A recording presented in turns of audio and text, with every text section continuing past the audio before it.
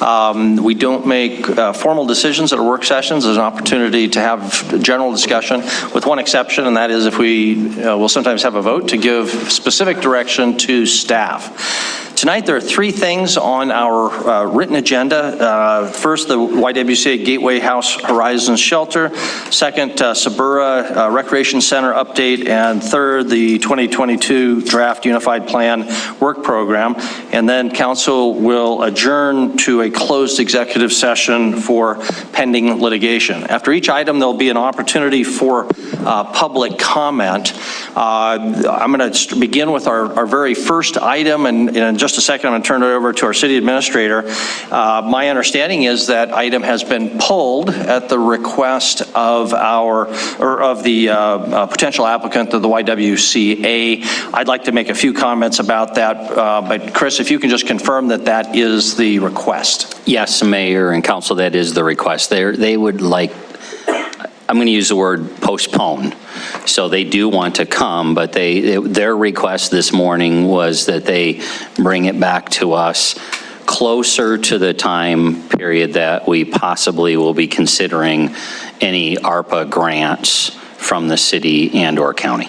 Okay, thank you. And Gina, I don't know if formally we, in a work session, if we just do that, or whether we need to have a formal vote on that. While you're poking around on that issue, I'm just going to use the opportunity to make pose a question for staff, I guess. The original idea here was to make a presentation to the council so that the council would know about this great project that the YW has to expand the Gateway shelter. And potentially, at some point in the future, ask for funding from the city that originated through ARPA or the American Rescue Plan Act. If that goes away this evening or is postponed, it still leaves the question of how many dollars are out there for ARPA dollars, and also in conjunction with the CARES Act dollars, and what those funds might go toward. We've had lots of discussion about using those for expansion of a law and justice center. Obviously, there's members of the community who also would be interested in receiving those as grants. So the question, Chris, is will we be getting some sort of an update on how many ARPA dollars have come in, how many might come in the future?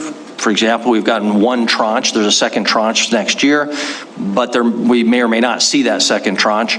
How would the expansion of the acquisition of the Stillwater building and the build out, how many dollars of those would be used for that?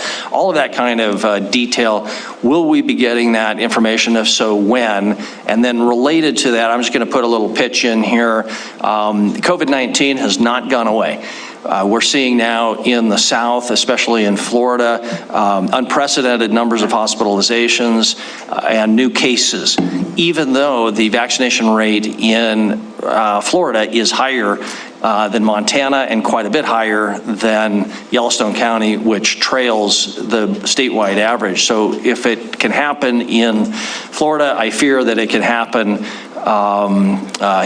in Yellowstone County. And so vaccinations are the key. We have not had any discussion about using those ARPA dollars for any sort of incentive program. I think we should have some discussion with other cities, with ourselves on that topic. And so I'm hoping that as part of any ARPA discussion, that could also be part of it. And then related to that, I did leave a message for John Felton today. We haven't had a report from John now for a number of weeks, and this seems like an opportune time, and he did respond to my message saying he would love to come back next week. So I'm hoping that we can get an update from him at next week's meeting. So Chris, can you just comment generally on the ARPA situation? Sure. So I would encourage all of you to, and we can resend it if it's helpful, I would pull out the PowerPoint presentation that Sarah and I gave on the ARPA funding, just to remind yourselves of the buckets. They've not changed. I don't think we've gotten anything that says the dollar amounts will change. I think, though, What ultimately the council will need to talk about is, of the dollars that it receives, how does it want to spend those dollars? So 2 weeks from tonight, we'll be talking about the Stillwater building. We will be talking about the inspections of the Stillwater building, and we will be going back over the financial components of that project. Well, a substantial amount of that project is our reserve fund and some of these ARPA dollars. So so we will be talking 2 weeks from tonight about them, but I would not expect that to be far from the last. Ultimately, I would tell the council, we all need to be thinking about if, and there will be millions of dollars if you make the assumption that we use exactly proceeds as we've outlined for Stillwater. There still will be the better part of $10 million after that you'll need to make decisions on either and they don't have to be capital, but we've kind of said one-time money should focus on one-time expenses and or directly COVID-19. Capital expenditures in or out of this organization. So we've been looking at our capital improvement program, CIP, as a tool, communications and process. But alongside that, I think is absolutely going to need to be us being very clear with you and the public so you understand exactly how many dollars are where, and then you making policy decisions of how much of that money. Just keep it simple. Is it all going to be spent on city capital projects, period? Is it all going to be spent outside of the city with organizations that qualify for federal funding? Or is it going to be some combination thereof? Ultimately, those policy decisions can only be made by you. And yes, we understand the foundation of that is clarity for you on what money exists and what eligibility there is for use of those funds. So again, I'd pull out that ARPA presentation from a few weeks ago because those dollars and those buckets haven't changed, but we'll bring them back to continue to evolve the conversation. And when it comes very specifically to one of our potential significant investments, that being Law and Justice Center, it uses a substantial amount of these funds. So we understand as a staff, you're not going to say yes or no to that unless you're well informed and feel confident you understand what that means in dollars and cents. So, and yes, I think it's along with that decision, or that, not that decision, I'm gonna say, that process that the YWCA wants to time their conversation with you about their project, because very candidly, they're desirous of making an application to the city as matching grant dollars for grants that they're working on in order to take care of what is unquestionably a significant public safety need in our community, that is housing domestic violence victims. Okay, thank you. So with that request that this item be postponed, Gina, do we need a vote? Were you able to determine, or is that just something we do? No, I don't think you need a vote, Mayor. The rules just say that the agenda is set by the city administrator, and work sessions shall be informal meetings conducted by the mayor, who may alter the agenda during the meeting based on the consensus. So you could take a vote, or you could just get the general consensus. Okay. So, Council, you've heard that. I guess I have the authority to just strike through that item, which I will do unless there's great objection or any objection from the council, with one exception. There may be members of the public who've come to comment on this item, so I think it would be fair to give anyone who wanted to comment, even though there hasn't been any discussion, just in case somebody's here, and that way they don't have to wait until the very end of the meeting. So any objection to that? Don't see any. So at this time, we'll open up for public comment on item number 1, the YWCA Gateway Horizon Shelter ARPA funding request that you did not hear tonight. But if anybody did come, we want to give you an opportunity to comment if that was your intention. So if so, please come forward to the podium. I'm not seeing anybody jump up and down, so we'll go ahead and close the public comment period then on item number 1 and move on to item number 2. Item number 2, the Sabura Rec Center update. I don't know if Mike Whitaker, Chris, or Jim Tevlin is going to lead us off on that, but whoever our presenters are. Mike, our Parks and Rec Director, Mike Whitaker, is going to kind of tee things up. And I think Jim Tevlin, who is our South Billings Urban Renewal Association, he's their director. I think he's going to be handling a fair amount of the presentation tonight. So Mike, if it's okay, Mayor, I'd turn it over to Mike. Absolutely. And Mike, the only thing I'm going to ask is kind of your schedule here. I'm kind of anticipating that this first item we can get through in 30 minutes, 45 minutes. Second item, the unified plan, 30 minutes. So we may be able to break for our executive session here in an hour, hour and a half. Does that sound consistent with what you're thinking? Very much, Mayor. My presentation was 2 minutes. Okay. Then Jim Tevlin would be up for. He can have double that. Okay. Okay. All right. Go ahead, Mike. Okay. Good evening, Mayor and Council. As Jim Tevlin's here tonight to give an update regards to the rec center. As the mayor pointed out, he's the consultant for the Sabura. But I'd like to give you a little history prior to the Sabura taking the lead on the rec center project. In 2017, we updated our citywide Parks and Recreation Comprehensive Plan, and that plan itself pointed out that the top need from a recreational standpoint in Billings is a multi-generational rec center, a facility that will accommodate all ages in the city of Billings.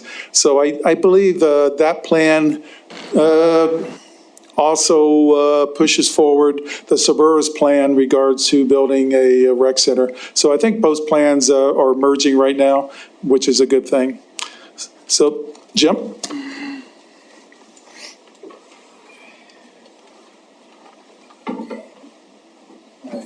Kevin, I might need some help. I had this minute.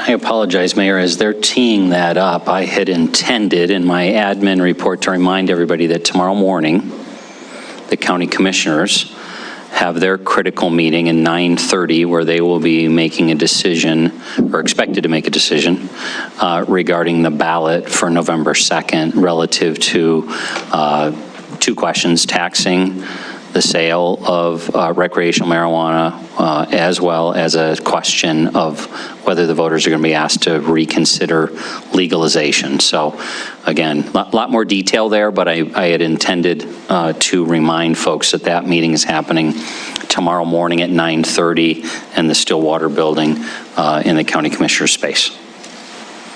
Okay. Am I good to go? Good to go. Okay. Sure. Okay. Just a good evening, Mayor and Council. First off, I want to introduce the members of the Sabura board here. On my right, we've got Carolyn Ruckstad. We've got Dick Zier, who's our board president, Andrew Houlihan, who's also on our board, and then Jeff Murray. I wanted to just introduce them to you folks here. And we are here to update you and the community on our efforts to build a community recreation center. It is exciting to share with everybody here, the progress that we've made, and we'd like to bring you up to date. We've been working very diligently since the beginning of the year, and I guess this is a great opportunity to do so.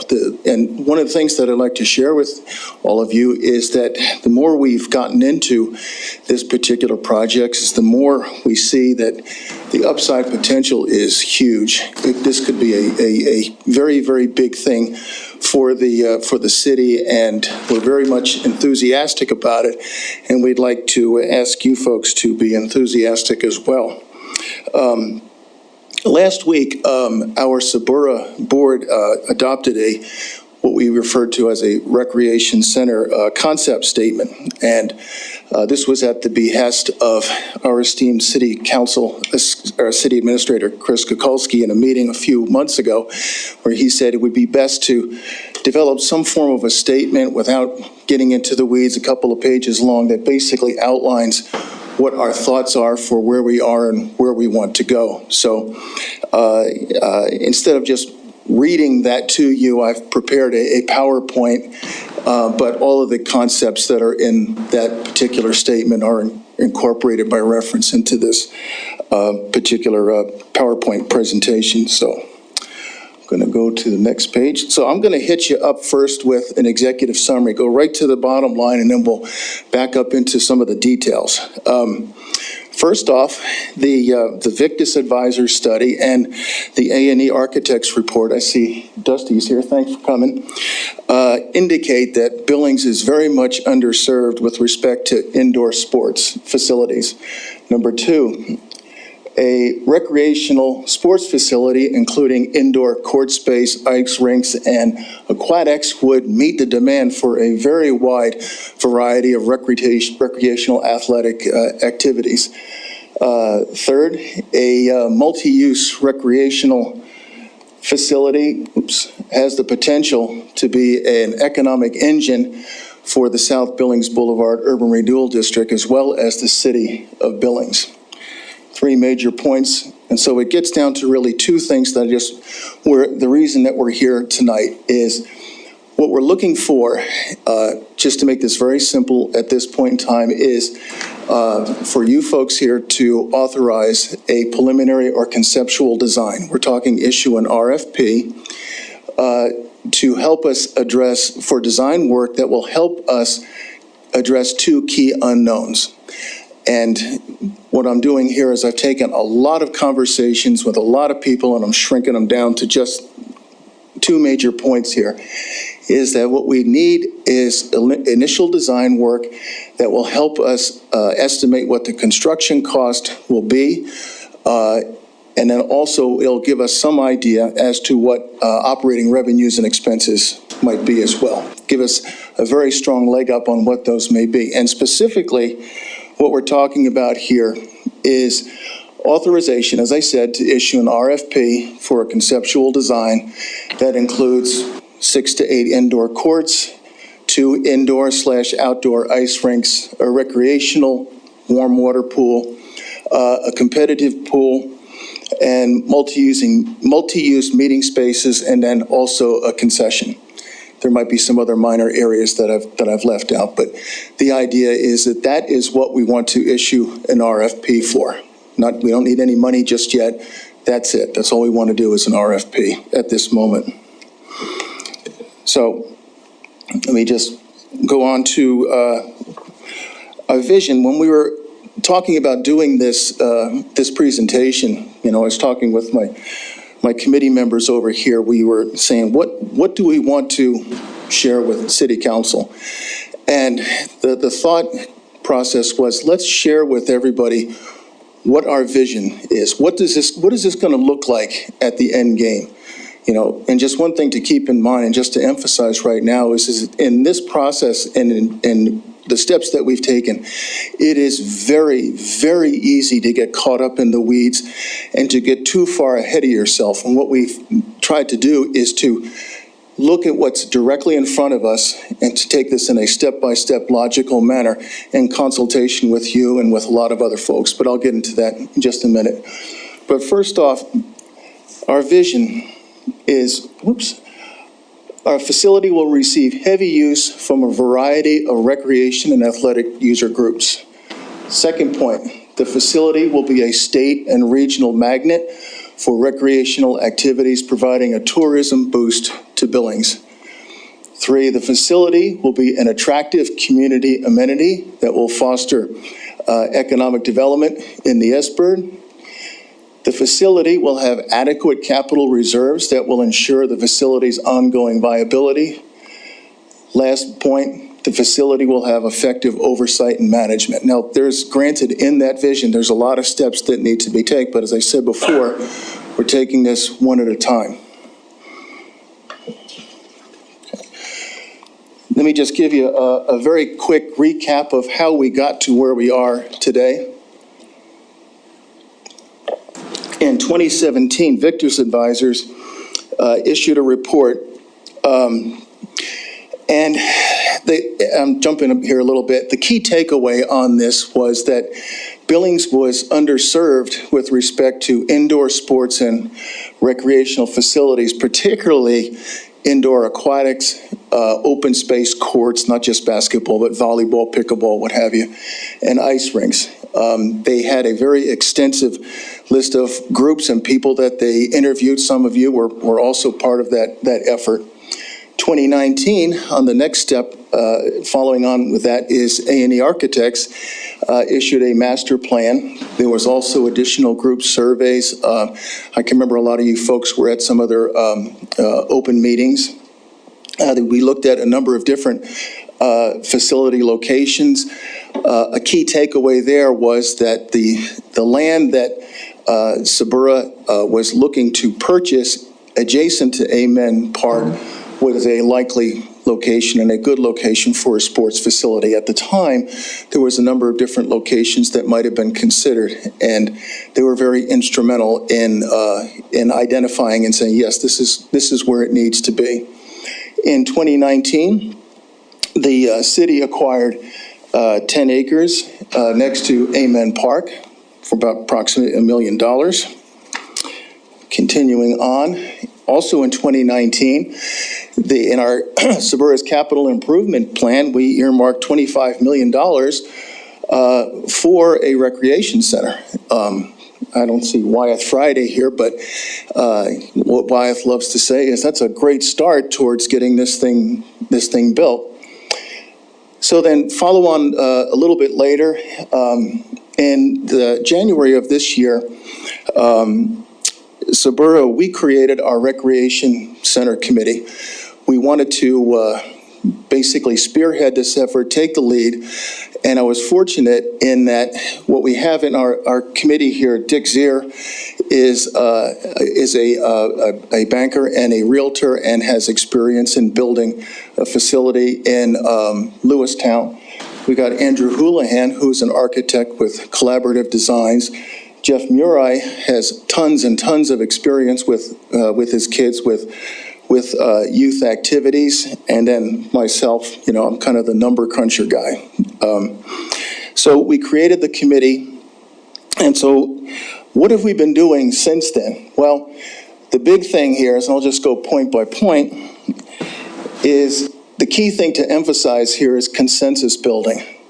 That's what we've been doing. We've been met with 8 of you folks, with a number of different groups, School District 2, Big Sky State Games, a whole host of different people. We meet with them.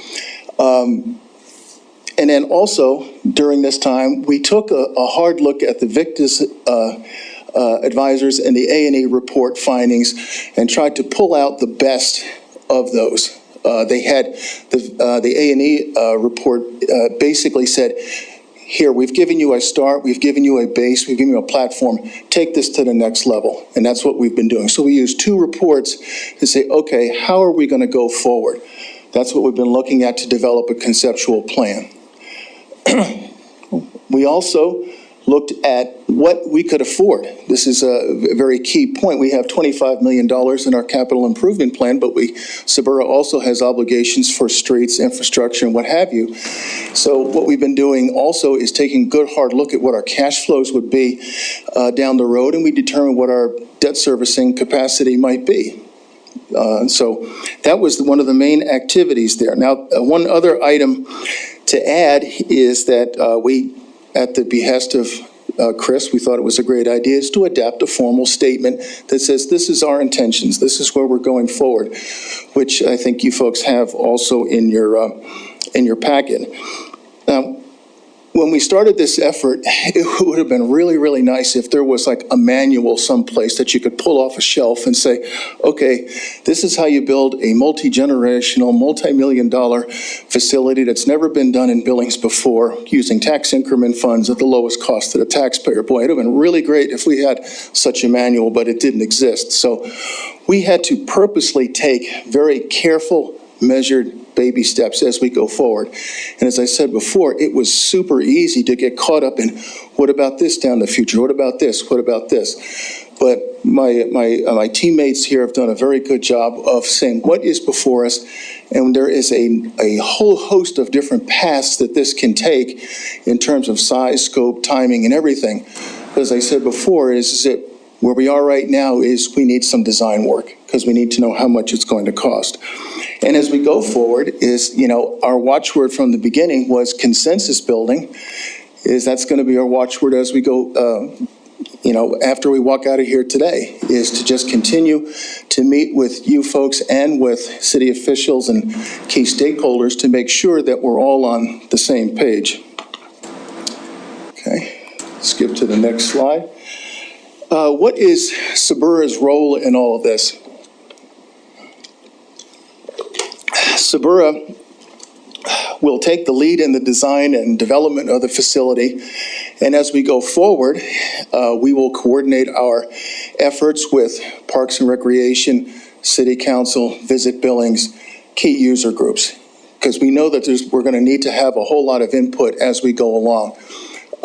But it's our intention is that we'd like to be the lead agency on this, but with a whole lot of collaboration from a whole lot of different groups. Upon completion of this project, when this thing is done, hopefully this is done and we've got a beautiful recreation center out there, is that the operations will be turned over to a public oversight board and a management team that would ultimately report to City Council in some form. Do we know what that looks like at this point in time? No, because there's a number of different possibilities that require additional consideration. But when we get to that, we'll be standing in front of you and sharing that with you as well. The district is going to use tax increment funds to construct the facility. We also will be servicing the debt and retiring the facility's debt prior to our sunset in 2040. Now, this is a very key aspect of here, is that the South Billings Boulevard Urban Renewal District sunsets in 2040. And as my colleague Andrew Houlihan loves to say, the clock is ticking. Now, granted, that's 19 years away, but in terms of issuing debt and that sort of those sort of mechanisms, it's not that long of a way off. Now, my goal is to make it to 2040. Personally, I'm 60 years old. I want to make it to 2080 just so I can see this thing completely paid off. But we need to move forward with what we can soonest.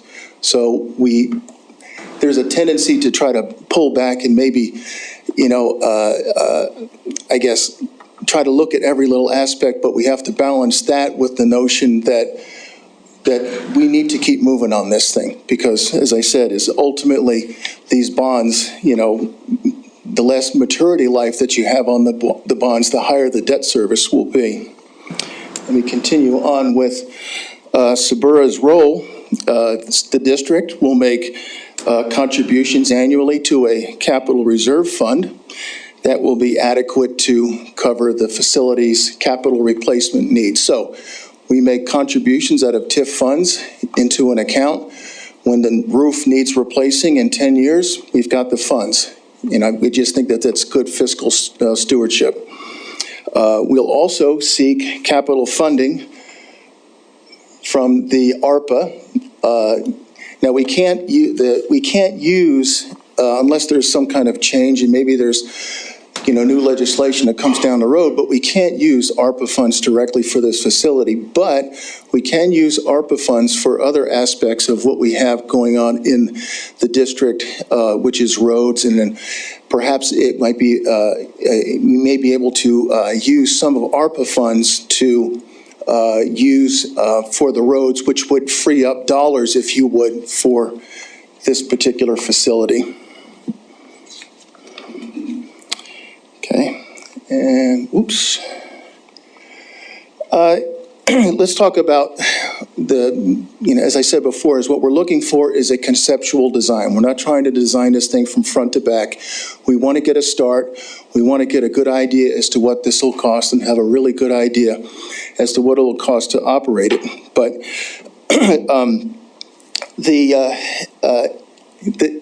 the design, and I'm not an engineer or an architect, but my discussions with city officials is that there is something called a conceptual or a 30% design, something short of a full, that will give you some very, very good numbers in terms of what the total cost will be. Now, at present, what we believe we can service, stretching it a little bit, is about $30 million. Now, granted, everything that we do here is, we don't decide that this will require the concurrence of City Council. The facility's configuration will assist in the development of projected operating revenues and expenses. So we'll have some idea as to what our operating P&L would look like, and that will help us determine what kind of ongoing financial support we may need. And then lastly, a preliminary design will give us a pretty decent construction timeline. So when people ask me, when is this thing going to be built, we'll have some good idea. So essentially, after this step here, assuming that you folks say, yes, go ahead, issue an RFP, where do we go with that? Well, after I do a happy dance out of here, we'll be continuing, as I said before, with our consensus building with a number of groups. And then we'll also be following the city's purchasing guidelines, which require a selection committee. For that, we have line of sight to and this is just informal discussions that we have, is line of sight to a committee that would represent a cross-section of city council members, city staff, user groups, Visit Billings, and what have you. So with that is the end of my presentation. I would welcome some questions. If I can't answer them, then perhaps my team members could. Thank you, Tim, for your presentation, also for all the hard work by your committee members. It's a blue ribbon committee in a lot of ways, so we appreciate the centuries of experience sitting on the bench there. So, yeah, you're talking about those guys. But just to get our discussion going a little bit, one 800-pound gorilla in the room, I guess, is cost of the study. I believe our staff report says $250,000, something like that is the target. Nobody wants to throw good money after bad. So although it's a great project, I think we all appreciate it. Can we be confident that we can get something that's very usable in this $30 million range? Or are we, and I know you don't know because that's part of the purpose of the study, but been looking at this for a number of years, so you've got a pretty good sense of total square footage, approximate cost per square foot, and how does that look relative to that $30 million? Or is the expectation we have to find further funding for construction? And if so, where would that come from? Is the construction viable? And then I guess the same question on operations. But anyway, can you just comment a little bit about approximate cost Sure. For at least this first stage? Yeah, this first stage here, the question as to what it would cost, well, Mayor, as you had indicated, is that the design cost is a function of the total cost of the facility, a percentage of that. We don't know that just yet. What we do have is line of sight is on a very preliminary basis around 200 to 250. It could be more. We won't know what the design cost will be until we get the RFPs back to answer that question directly. But in terms of throwing good money after bad, the intent and our intent here is to take this design and to go forward. And in the simplest terms is to say, okay, if we had only $30 million, what's the best and most that we can build with that? So these designs will in turn go forward into the actual project. In a worst case scenario, it might be just 30. Maybe there's an opportunity to raise additional funds at which, we would have those designs in hand. Maybe there's phasing involved. As I said before, is that there is a whole host of different avenues of paths that this can take. But at the present time we feel like this is a rather small investment, and it's ultimately what we want to do is, as I said before, is to go ahead and build something. If we only have 30 million, what's the most that we can build for that? Let's do it. Okay, thank you. Other questions? Councilmember Ronning. Or I'm sorry, Councilmember Princeton. Different color hair. Yeah, yes. Taller than I am. I really have a couple of questions, Jim, and I'll just ask one at a time. And you don't have to go into a lot of detail. You keep saying that the Sabura's contribution is $30 million, correct? That's what our estimate is currently. So then you're also talking about bonding. We can afford up to issue $30 million of bonds, and then obviously we would be covering the debt service on that. Okay. So then the other question was, whenever you talk about the capital reserve for ongoing maintenance, and also for capital and replacement needs, I suppose that's the same. Yes, capital. Bucket. Yeah, bricks and mortar. Okay, bucket. So what I'm concerned about are the day-to-day expenses of salaries for that director that's going to direct this affair. And so those sort of things, where will that money come from? Well, it will be, to answer your question directly is you're asking me what do we anticipate operating revenues and expenses to be paid by? At this point in time, we can't answer that because we don't know exactly what we're going to build. But to give you some idea is that the intent is to have as little impact on the taxpayer as possible. In an ideal situation, this would be self-sustaining. We can't guarantee that right now. We can't. It's too early to tell. At some point in time, we'll have that information and we can bring that back to you. But the idea, as I said, is, and I think what your concern is that what's this going to cost the average taxpayer? Well, it's a great question. And our commitment is as little as possible. Thank you. Other questions? Councilmember Ronning. Thank you. Or Purrington, whatever your name is. Yeah, just down there. I don't necessarily have a question, Jim. I feel like I've been a part of this now for almost 3 years, it feels like, and was very honored and really appreciated the trip that all of us had to Denver to really understand the different facilities and all of the different areas surrounding Denver that have put different types of sport complexes into play in that area. And we visited so many different complexes, which was a great education. There's one of my favorite commercials right now with the Olympics is you don't have to be amazing to start, but you have to start to be amazing. I am so ready for Billings to start and be really moving forward on projects like this that really take Billings into the next level and really say we're done with just saying it's good enough. I am so proud of your committee because this had been a bit of a thorn for me that I saw just a limited vision. I'm so proud of your committee that you've gone beyond that. And you've done a lot of work. I've been watching you through the months and have had the pleasure to attend your committee. And you've asked really hard questions of those people that you've met with. And you've done your due diligence. So I'm just really proud to see the vision that you're putting out there. I think it's great for our community. You have 100% of my support. So whatever I can do to make this move forward, I'm in. So thank you. Well, thank you so much. I just, to echo your point here, is I need to do a shout out to Dick Zier, our president. I mean, it was quite literally in a meeting. He said, are we doing this thing or not? We said, let's do it. Let's go. Let's start with this thing. If you don't start, you'll never finish. So shout out to Dick. Thank you. Councilmember Brown. Thank you. So After we get the design, I mean, I'm certainly in support of that, a couple $100,000 to get that. Where does that leave us then? Once we've got a design for the building, can we get an estimate on what the cost is going to be to operate it? That's the intent, yes. Do all of that?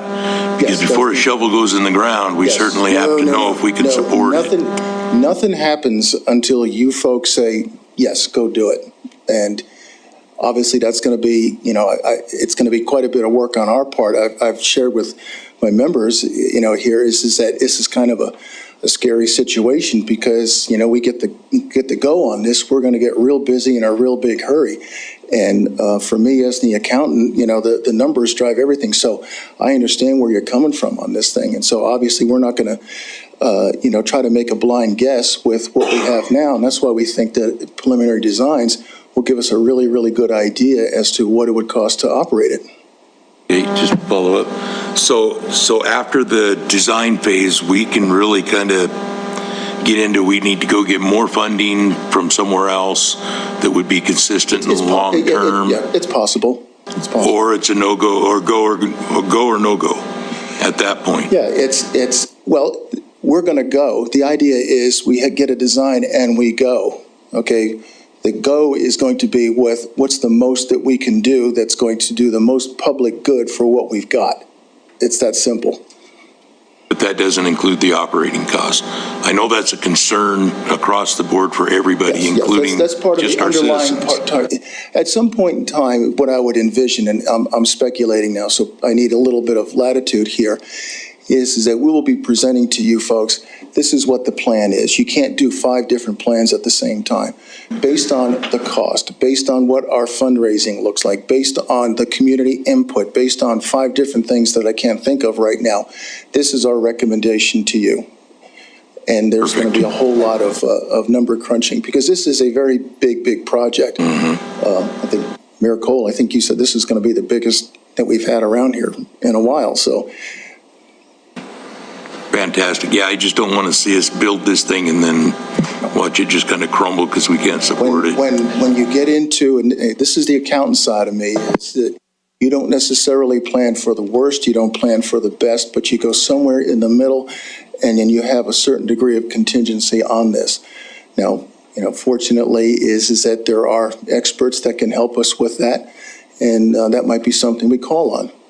But this is going to be a lot of work on our part. So really, this is just starting it. We got a lot of work to go, and before you folks say yes, build it, we're going to give you a whole lot of facts and figures. Thank you. Other questions or comments? Councilmember Neese. Thank you. Jim, you mentioned the committee that was started in January. How much public participation was in that committee? Because I think if you go back a slide to slide 3. Go back. Yeah. I'm not One sure more. where to be. One more. Go back. Yeah, one more. If I understand correctly, this is where the committee came up with the recommendations of these 6 to 8 courts, the pool. It's kind of the makeup of the concept. So what kind of public participation was in choosing the makeup of the design, of what you wanted to go for? Good question. That came directly from the A&E report. There was a recommendation that they had different options of it, but this was represented the all-in, for lack of better words, the all-in approach. And as I said, that was based on, Dusty can speak into the particulars if you wish, but that was through a series of public meetings a few years ago with a whole host of different groups. There was a survey that was sent out citywide, and then even before that, we had Victus advisors. So there has been a substantial amount of public input. We just took what was in those reports and said, this is what the average citizen wants, and that's where direction we went. Okay, thank you. I just wanted to know what kind of public input. Would you mind if you go to the next slide? So this was the, Mayor, if you don't mind? Sure, go ahead. So this was the vision that the committee came up with. And so as I've heard you talked about, this is really important to the committee of what you want to see, how this center is. If I could, this is the vision that our committee came up with. Right, okay, sorry, Right. okay. And that's what you really would like to see, and that's why it's coming to us to ask about having, kind of help fulfill this vision. And I've heard you talk about you want to move forward on that. So can you tell me, as you're looking at a vision, I'm thinking about it as a business. If I'm starting a business, I have a vision of what I want to do with my business. But if I can't get something done in my business, I typically will have to scale back or just completely change whole ideas. Is there anything in here that, if it comes to the point from this RFP that comes back that says, you know what, we really, we're going to have to cut it back to where you can't really get effective oversight management. You're just going to have to go through the city or something like that. Is there anything in the vision that you guys, the committee, would be willing to give up to kind of move this forward or scale back? For all of those vision items, to answer your question directly, is no matter the size or the scope or whatever of this facility, all of those apply regardless of what we're going to do. If it's 30 million, if it's 10 million, it doesn't matter. All of those apply. Mayor, do you mind asking? So really the vision is, and again, I think these are good visions, by the way, this is good. I like what I've seen so far, but so the vision is, it doesn't necessarily mean 30 million. It could be a $10 million. So if you go back a slide and you see these different. Go back? Yeah, one back slide. And so it comes back conceptually, it's going to be, only 3 indoor courts or 1 ice rink or something like that. The vision is still going to fit what you want to Yes. see here. Yes. As long as it can be built, it can be afforded to be, affordable for the community and things like that. Absolutely. Okay, so regardless of what comes back, you want to see a recreational facility downtown. Yes. Okay. I'm glad that you mentioned that, because the recreation center is specifically mentioned in our urban renewal plan. And, we stop and think about it, as you put a high-end recreation center in that location, my goodness, the potentials for attracting additional investment is huge. So, thank you. And Jim, correct me if I'm wrong, though, I wouldn't want the public to be disappointed and get in its head that you're going to get all that for $30 million. The numbers that I remember seeing, and having toured a number of these types of facilities in the Denver area, the numbers that I was seeing for, call it the Cadillac version, were more than twice, substantially more than twice that $30 million number. So this may be where you want to end up, but realistically, you'll be potentially cutting from that list at 30 million. It's possible. It just, again, there's so many different decisions that paths that we can take here.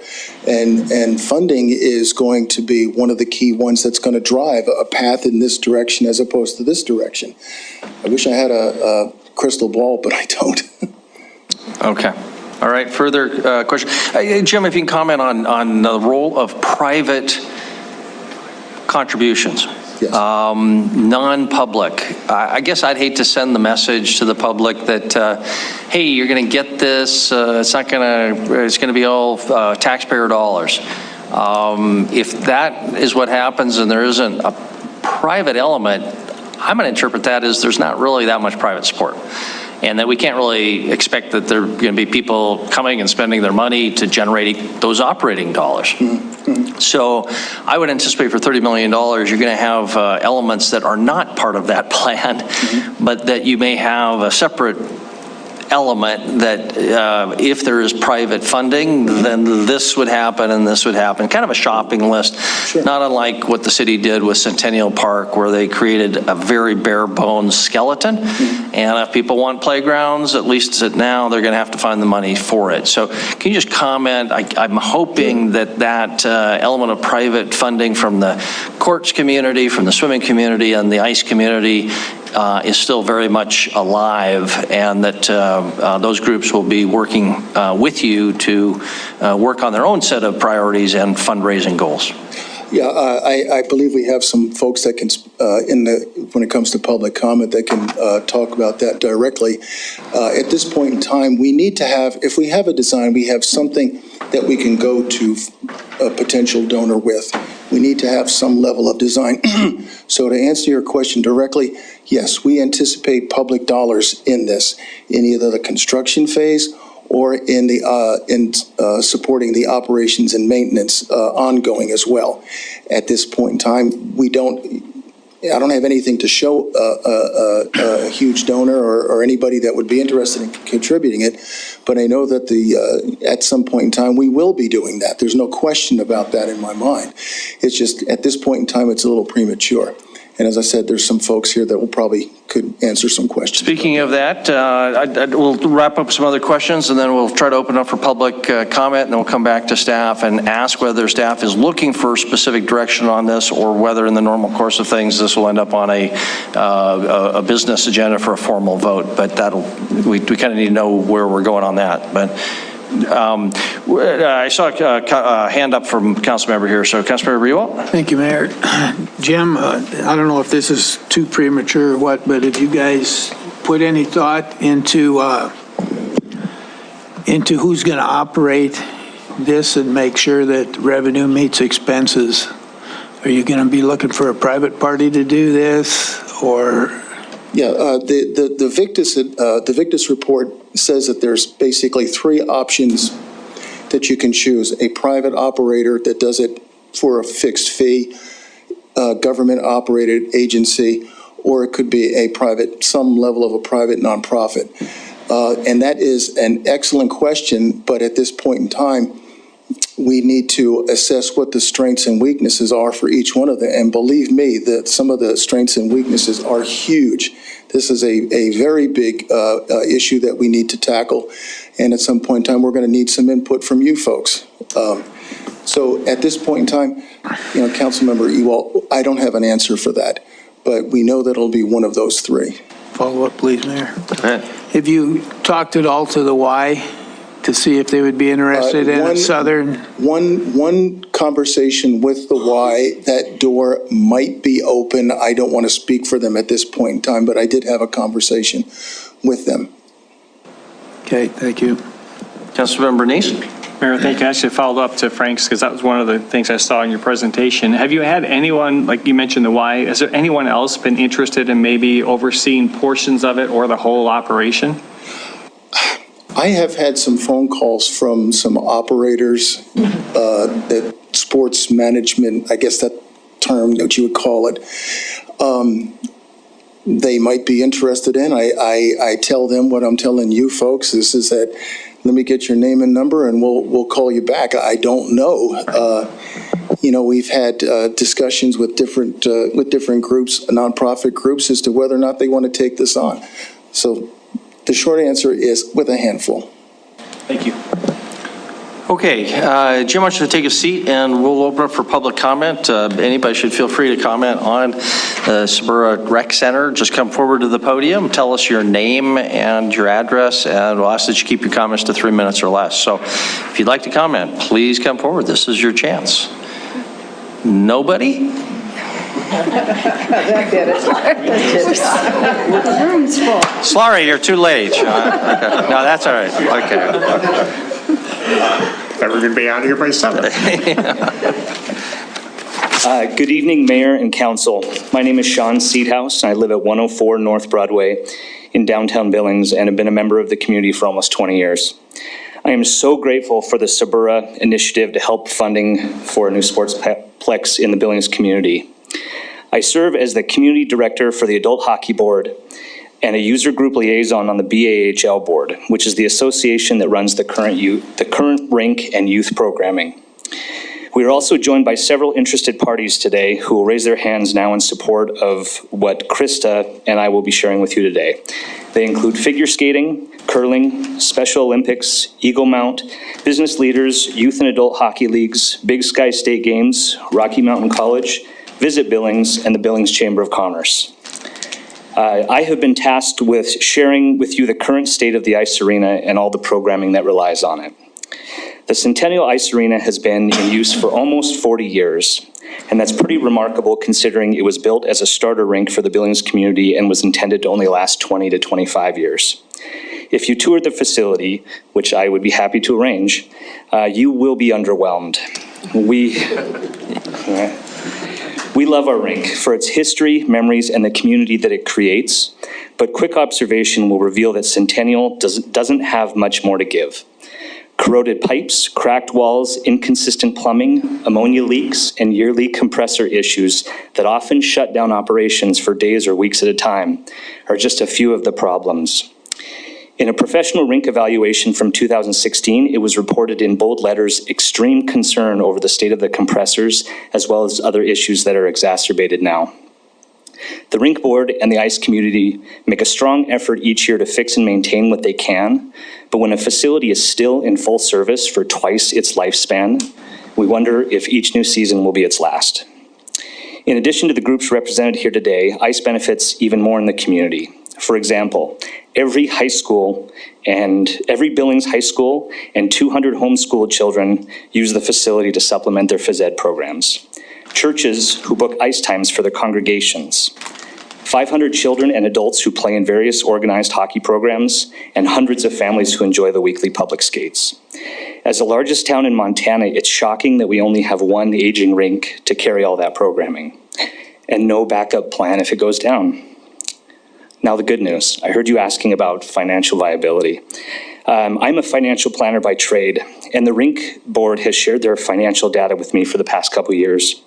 The data, also, along with conversations from past board members, gives me confidence to report that the existing facility consistently runs in the black and has a strong balance sheet.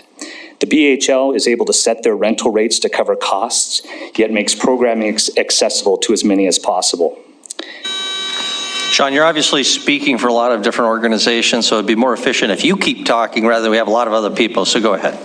Okay, I know Krista, just so everyone knows, the people represented behind us are not intending to speak. We just have one other speaker, but we wanted to show support. Great. In closing, I'm confident that the Magic City can support 2 sheets of ice.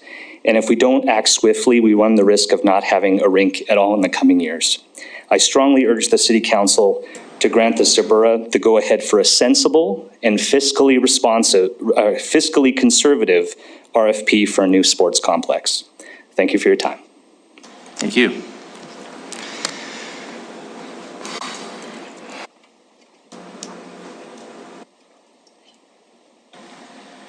Good evening. My name is Krista Hertz, and I reside at 3472 Snow Mountain Circle. I'm here today to share information with you about the need for sports and a recreation center in our community with courts, ice, and pool. As Sean shared, we have a group here joining us today to show their support. I will be specifically addressing the need for an ice facility, though I am a strong supporter for all the activities. Centennial Ice Arena is a one-sheet facility that is in great need of repairs indicated by Mr. Seedhouse. The size and condition of Centennial Ice Arena currently limits the number of users and access for the community to use the ice arena to take part in youth activities, adult hockey, figure skating, curling, and recreational skating.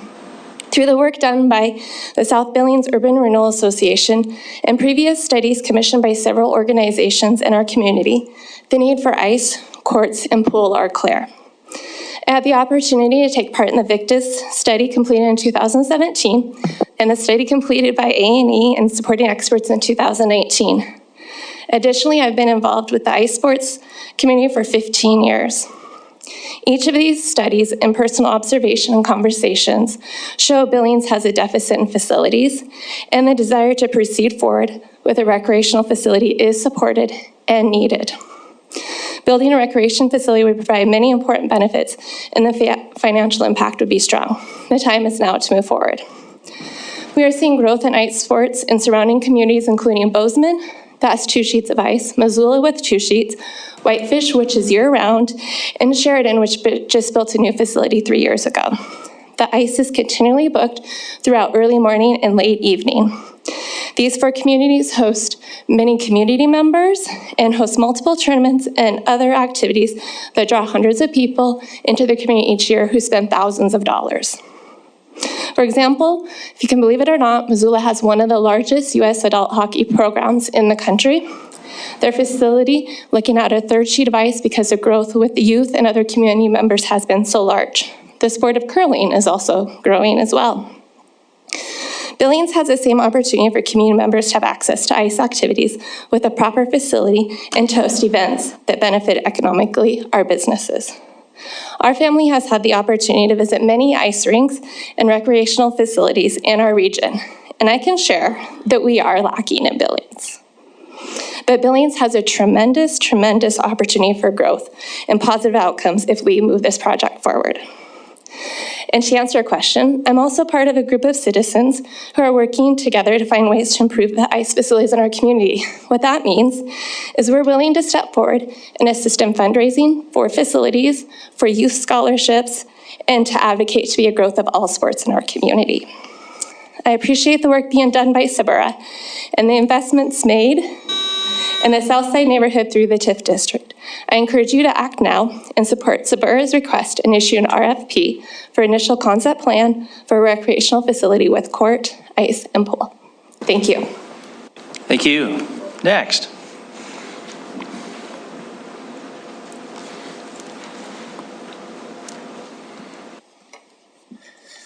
My name is Sean Marshall, and I live at 6830 Shooters Bluff. I'm the head coach for the Billings Aquatic Club, which is a nonprofit club team with over 150 active members who train year-round for the sport of competitive swimming.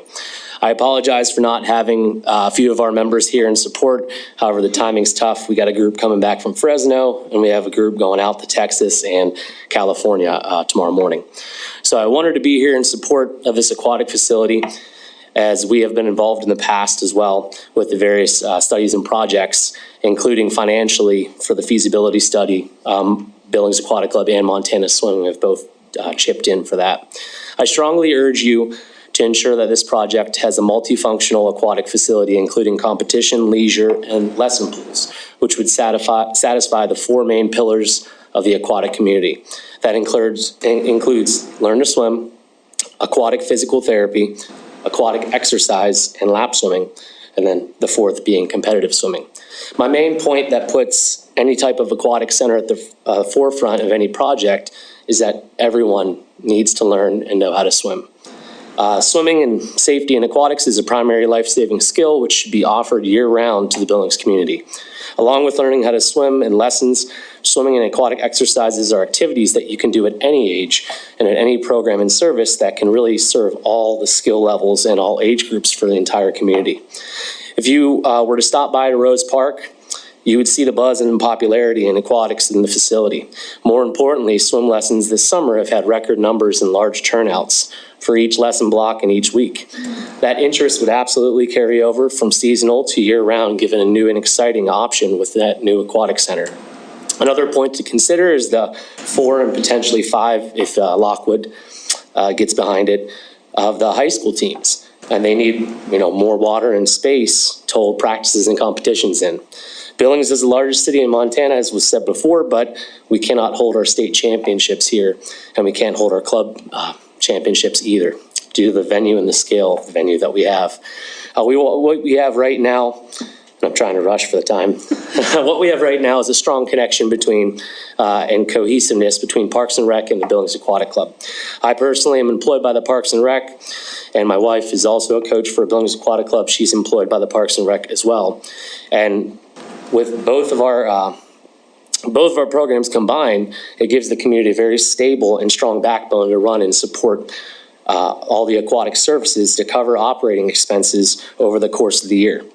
Our swimmers are lifeguards. Our swimmers are lesson instructors. Our coaches, including my wife and I, are managers.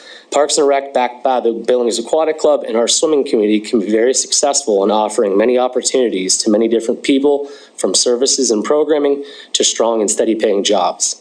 I just got Go ahead and wrap up, Sean. one more sentence. Sure. Once again, I strongly urge you to put an aquatic center at the forefront of any plan moving forward, as it will serve all age groups and skill levels for the entire Billings community. Thank you for your time. Thank you.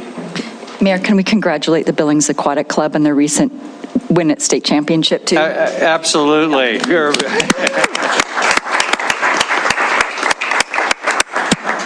Even if they don't have a pool where they can have their own championship.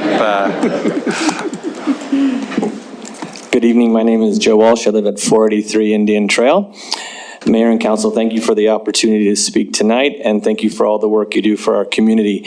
As the principal at Newman School, which is located at 605 South Billings Boulevard, so hopefully someday neighbors of this rec center, I'm just here, and maybe it seems obvious, to voice my support and really on behalf of our entire school community on the south side, our support.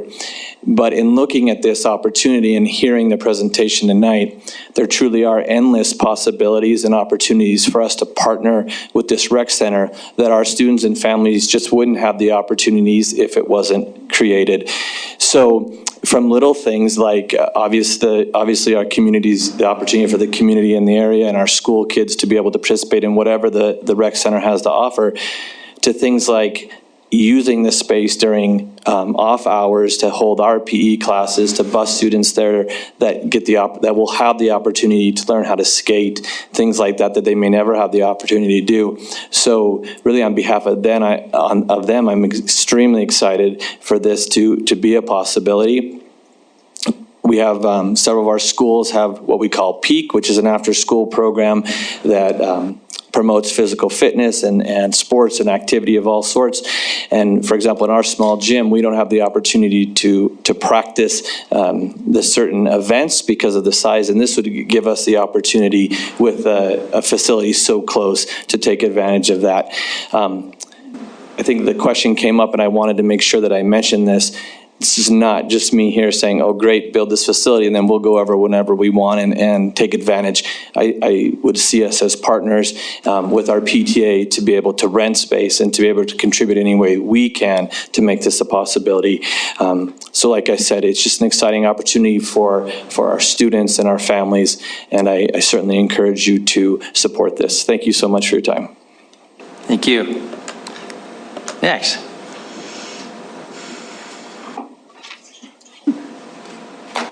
Good evening, Mayor and Council. Thank you so much for having us. I'm Alex Tyson, the Executive Director of Visit Billings, also with the Billings Chamber of Commerce, 815 South 27th Street. Tonight, I take a moment to touch base regarding the role of sports and sports marketing and sports tourism to Billings as a destination and how it relates directly to the economic impact and supports the business community as a whole. In 2018, 2.6 million people visited Billings, spending $621 million in this community. About 25% of them were here for some type of sports event, indoor or outdoors. Facilities are key, however. For more than a decade, Visit Billings and the Chamber, including our hoteliers, our stakeholders, TBID board, have worked tirelessly to help position Billings better as a sports events destination. Prior to that, Billings, no doubt, was a strong sports destination, a strong contender with Metro Park and Montana High School Association contracts, along with our collegiate offerings at Rocky Mountain College and MSU Billings. But in the past decade, we've been able to better market Billings and sports servicing for sports events, and have been more deliberate about sports sales and events recruitment to impact our community and our stakeholders. That's hotels, motels, restaurants, retailers, the community as a whole. This segment is so important to the TBID, Visit Billings and the Chamber, that the TBID submitted $15,000 towards the Victus Advisory study. Still, we have limited growth due to limited facilities. Sports destinations are important across the globe. People travel to play sports. People travel to watch sports. They take their kids, their grandkids to travel sports. The bottom line is Billings is no doubt a place that competes as a sports destination where all people, for all reasons, can come here to compete and celebrate. But we have more opportunity. We're a strong destination for leisure 3/4 of the year, but sports is like business travel. It helps year-round all hotels, all restaurants, all businesses as a whole in almost every capacity. For Visit Billings, our strategies as of late have been to partner with local tournament and road race directors like Brad Zimmer, Adam Hughes, Coleman Rockwell, Paul Ranker, Sean Gunther, William Henry, Susie Eads, and Craig Allred, along with the NCAA and the NAIA and other governing bodies, Rocky Mountain College and MSU Billings. We also like to partner with Big Sky State Games, YMCA, Little League, Legion Baseball, and Landon's Legacy. But we can do so much more than what we're doing now. Right now, what we focus on are those events that we can recruit because of the facilities that we have. And I'm happy to share with you at some point some of those wins that we've had. Big Sky Volley Fest, moving them from Skyview and Castle Rock into Metro Park Expo building, bringing in sports courts and helping them underwrite facilities. The NCAA portal openings, then we host for almost 6 years. Can I go ahead and continue? Go ahead and wrap up. Thank you, Mayor. That we've been able to host 2014, 2016, 2018, 2022, and 2024 Division II West Region Cross-Country Championships. And I don't think that I need to share with you the NAIA win that we had with the Women's Division I National Women's Basketball Championship. Sports tourism is only as good as we can provide from a facility point of view to sports directors and to governing bodies. We're on the right track. Lights and turf at Amond, Laurel's facilities, Lockwood's facilities, any conversation being had with Metro Park, but we are still lacking many, many venues. If we have B, C, and D class facilities, even the best customer service and the best sales teams will not net us good tournaments and good sports events for our business community. So we have a good foundation, but I ask you to look at supporting this project. This is could be a major win for us. The fact that we're in front of you all today and all of the work that Jim and his team have done and our business community have done really speak volumes to the importance of this facility. And I believe, and our staff believe, that this could be a major win for us. If you build it, we will sell it. And I know it's cliche, but people want to travel here. There are many, many events that we can host here. We just need the facilities in order to do so. Thank you so much. Thank you. Next.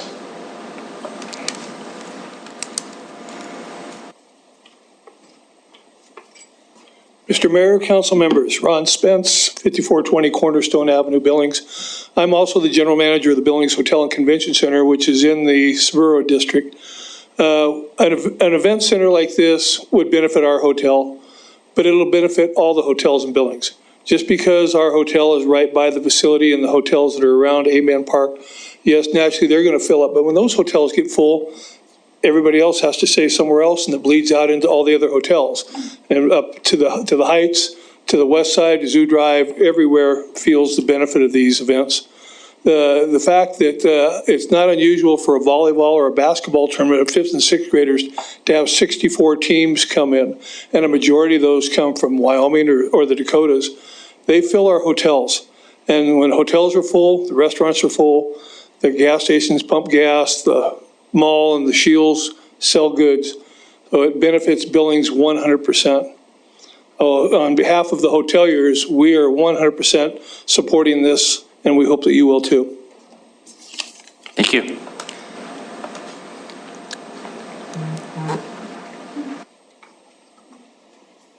Good evening, Mayor and Council. I'm Leanna Susad. I'm the Executive Director of the Big Sky State Games. The Big Sky State Games has been part of Billings for the last 36 years. And unfortunately, the last few years, we've had to move some of our events outside of Billings. And we love Billings. We want to have our events here. For example, our swimming competition, we were unable to hold our swimming competition here, and we moved that to Helena. We had to move some ice events. We moved them to Sydney. They have an amazing facility there. And curling, we held curling here, but unfortunately the compressor went out like on Friday, and we're like, ooh, I don't know if we're gonna have our event or not. So the ice arena is tired. We wanna be here in Billings, we wanna have our events here. And another event that we had to move was we had to go to Cody, Wyoming. So we wanna stay in Montana, we wanna have our events here, and the Big Sky State Games supports the Recreation Center. Thank you. Anybody else?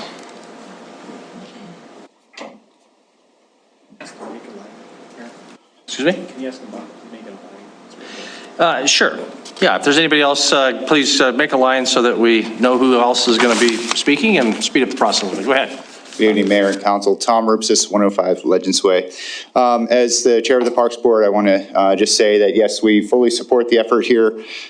We actually voted on the master plan for the rec center 2 years ago, which then went and sat in a drawer somewhere. Councilmember Neese, your question about who was involved and how was this particular list of amenities derived? That would be immediately apparent if the master plan had come through council, and it hasn't. So as I was invited to meet with Jim and his group last week, I recommended that they bring the master plan forward to you, specifically to have this type of conversation of, how are these amenities derived? How is the community involved? What are the potential plans that were drawn up, the conceptual, the modular approach that they came up with? And those designs range from $35 million to $110 million. Right, so right away that level sets the conversation, and also every one of the modular plans had an operating deficit of about $500,000 per year.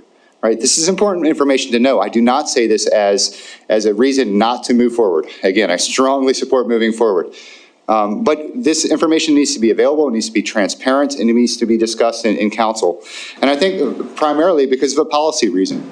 We saw an issue last week where council tried to make policy on the fly, and it didn't, in my opinion, go over very well.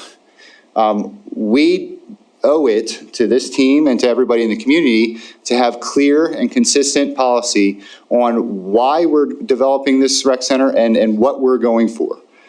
For example, if we look at any of the modular plans that came out in the original master plan, like I said, they started at $35 million.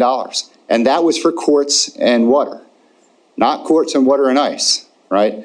At some point, we are probably going to be in the situation, if we limit ourselves to $30 million, of doing either courts and water or courts and ice. How do we make that decision? What's council's priorities? How do we resolve that conflict, right? Because that's going to come right back here in this room, and somebody's going to have to make that decision. So please provide that clarity to this group as part of their analysis. How are we going to make that decision? Another thing we might want to consider is, are we developing this rec center for the public benefit or for the potential benefit of a private corporation that might run the organization or run the facility, right? If we're contracting it out to a private organization, they're going to want to make at least a break even, but likely a profit, right? That might influence what types of events we have. We might lean more then towards sports marketing and less towards community use of the center. Since we're building it with tax dollars on public land, I think that's clarity that they need to have. Again, fully support the moving forward, but please provide the clarity to these people so they know how to approach the project. Thank you. Thank you. Anybody else? Don't see anybody else. We'll close public comment period on this item. Back to council, but before we do so, Chris, what direction is staff looking for this evening? So first up, and I think that's a great launch, the 4 points I wanted to make. First, generally speaking, we have the scale and scope based on the previous investments that were made. I mean, this was not free. The previous steps were not free. They included community engagement and a deliberate report and analysis that I'll need to look back and see. I know it was presented to the council. I don't know, I can't recall when and if it was adopted or not, but it came here and it needs to be reminded of. But I would say, my notes here, scope and scale, generally speaking, you have.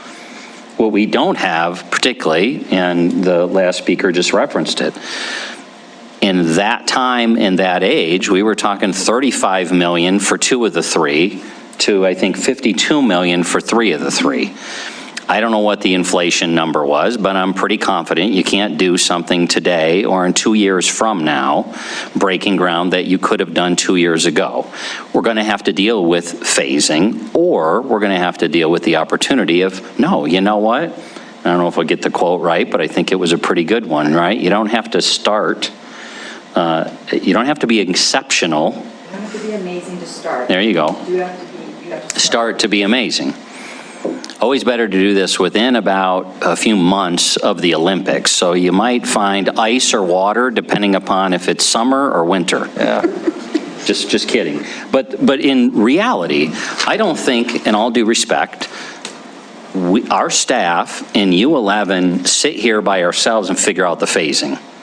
I think that's a critical part of the next step in the scope of work, is we need a professional to help guide our community and staff and elected officials to make what is going to be absolutely critical decisions. We're going for the whole thing, and this is how it's going to be funded, or no, it's going to be phased, and here's what of the three main components are going to be a part of phase 1, phase 2, phase 3. Maintenance and operation, that was just referenced, that's critical. I too have been a strong supporter. We've been pretty busy on other things, particularly public safety, but I'm a huge supporter, and this is a part of our 5-point strategy for moving Billings forward. And I think it's a great opportunity, but we do need to be very upfront. It is going to cost something to properly operate and maintain a facility like this. Plenty of cities have had people drop in their laps wonderful gifts. We don't have that yet. Even if we had that gift, I would be telling you as your administrator, you have to put a mechanism in place to properly maintain and operate it, not just accept the gift. And last but not least, the city council you will see, you'll be asked to authorize, ultimately you'll be asked to authorize the signature on the contract with whoever we would recommend as a staff working with Sabura, get this next phase of the contract. So earlier the question is, what do you need from us? Quite formally, that if nothing is when Jim and I talked about this, we wanted to make sure if your feedback is, we have no intention of building this. I don't care if it's 20 million, 10 million, or 75 million, we have no intention of seeing this built, then we all want to know that. I don't think that's the case, but if it is, we want to know that. Otherwise, we will be bringing back to you at the time after we finish the RFP process, unless you tell us not to do that, ultimately an award of a contract to an entity to spend between $200,000 and $250,000 was the estimate of Sabura tax increment finance dollars for this next phase. My projection is, Jim and I didn't chat, you're not going to get that in 2 weeks. That process is going to take the next 30 to 60 days minimum before you're going to see it on an agenda of you authorizing a contract. Thank you. Okay, thank you, Chris. And would that process be public? Could we get the public involved in even the development of the RFP? Because I can see where there could be some choices made in the scope of that RFP. Honestly, Mayor and Council, I'm not sure. I would think that the previous phase laid out the next step, the scope of work for the next phase. So not that the public couldn't give comment to you in a setting like this or any others, but I would not anticipate, a public meeting to develop the scope of the request for proposal. I would expect our staff and Jim and his staff and the volunteers to work together to put that scope together so it goes out to the public for anybody to respond to, and ultimately a public decision will be made to authorize a contract to whoever they would recommend it to. Okay, thank you. Questions or comments? Council members Neese and Ronnie? Thank you, Mayor. Chris, the report that was referenced, I do recall that we saw it, and it did section it off, and there was costs associated with it, and truthfully, I don't remember what happened to it. I think that Sabura presented it to us, and that's the last I saw it. So is this conceptual plan going to work off of that? Is it trying to put that together to pick out those different pieces, or are they starting from scratch and just starting with this here? I think it's critical that we build on the product that the community engaged in and we paid for and invested in. So it doesn't have to be etched in stone exactly as those recommendations were, but in my mind, that's the foundation of what we've got to take this to the next phase. See a lot of nodding heads in the audience. Was that the A&E report that they referenced in the Or was there, because or was it not referenced in this presentation? And I apologize, I may need Dusty Eaton or Jim or Mike Whitaker to just remind us of what that phase, what that report was, so you are referencing it properly. I would say the latest and greatest would be the A&E report. Jim, did you want to add to that, or? Yes, Councilmember Neese, could you repeat your question? I'm not exactly sure what. We did get a presentation a year and a half ago, maybe 2 years ago, regarding this project and the different phasing and options, different design options, and then some of the rough estimation operating costs that Tom mentioned. Is that the A&E report that you referenced? Yes. Yeah. Okay. Yeah. All right. The A&E report, basically, Dusty can amplify this, but the A&E report had over a dozen different configurations along with the estimated cost, any one of which could be a possibility on a going forward basis. Okay. Yeah, that's fine. I remember that. Thank you. Thank you. Jim, will you stay there? I've got a question for you for just a second. Councilmember Ronnie? So thank you. So my question actually is for Dusty. So, because we've referenced him now so many times, I'd feel really bad if he left and we didn't get him here. So thank you, Dusty. And Councilmember Neese asked about the public meetings that we had that you were very instrumental in. Could you talk a little bit about those and then the group that we worked with out of Denver? And from your perspective, the questions that are being asked about what the next steps are to go from the plan your company developed, can you give us your professional say on what is that next step? You bet. Thanks. You bet. So to speak to the public engagement, when we started the process, in 2019, the key comment to that, we said that this will be successful when it's a reflection of the community, not us. We're here to facilitate the process, but not set the vision, right? People are big supporters of that which they help create, and that was really the basis that we went through the process. So we were very transparent. We really worked hard to engage the community both in public meetings, open discussion, and then we also took it to a statistically valid survey, as we felt that was an important kind of final step to really validate the work that we were doing. So our team consisted of some rec center planning experts, as well as cost modeling experts that specialize in recreation centers. So looking at cost recovery, the questions come up several times tonight about cost recovery, exploring that.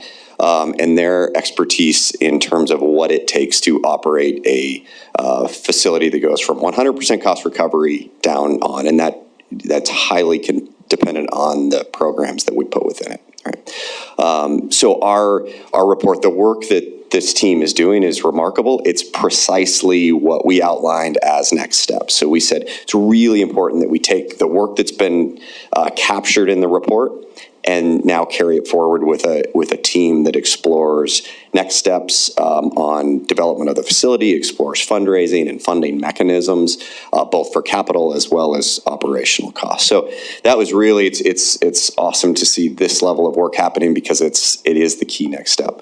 During the planning phase, we explored, the comment was made previously about referencing a modular approach. What that really was is a series of phasing. So we laid out, it was decided partway through the process that we actually don't have enough information yet to finalize a preferred mix of program and, ice versus pool or all in and what the cost of each of those are. So we actually laid out a series of phase scenarios, we called them. So we said, if you build this, it will cost this and it'll cost so much in operational dollars, right? So we model each of those scenarios. The possible mix is endless, so we can explore a wide range, and I think that really is the key next step. I absolutely think there's so much there that we can build upon and really expedite this next phase. There's a lot of good work, a lot of community input, and it was really many people in the room here, as well as several of you were all part of that process. So I feel like this is overdue. It's really a great opportunity to carry that work forward and kind of build upon it. So, is there anything else? Did that cover it? Okay, excellent. All right. Thank you. So Jim, here's the question. When you go to a restaurant, sometimes on the menu, there's a prefix selection.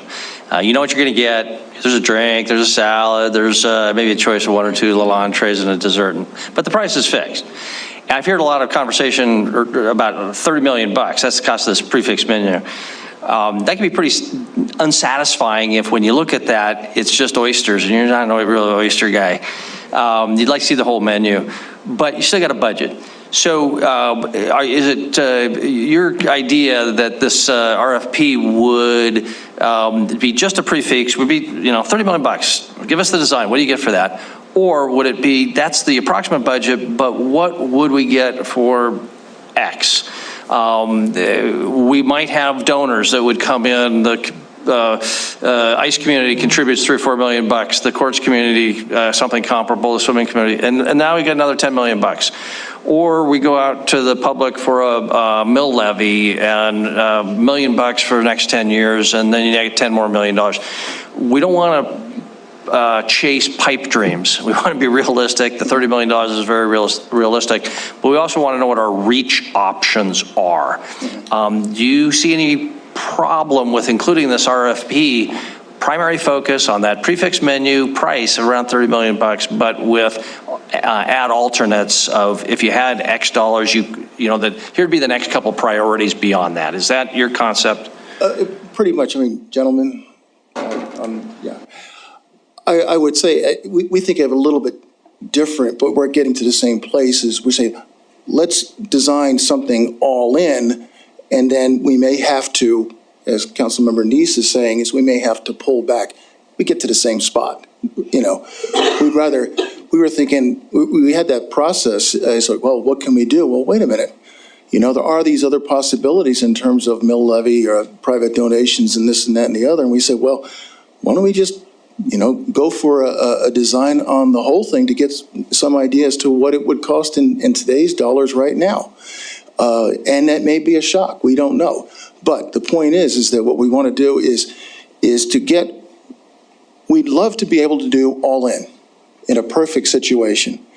But we may have to pull back. It just depends on what the appetite would be, from the taxpayers for, if they'd be willing to support us a levy, or if there's private donation, number of different options. But yes, to answer your question, we're getting at the same spot. Yeah, thank you. Because it'd be a shame to go back later and have to kind of start this process again.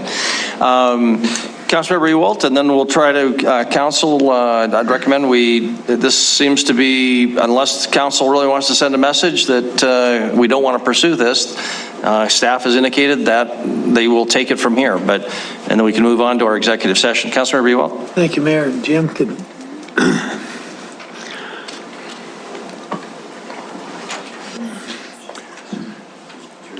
so I went to several of those public meetings that A&E put on, and I thought they had a pretty well wrapped up figure on what this would cost, what that would cost, phased in.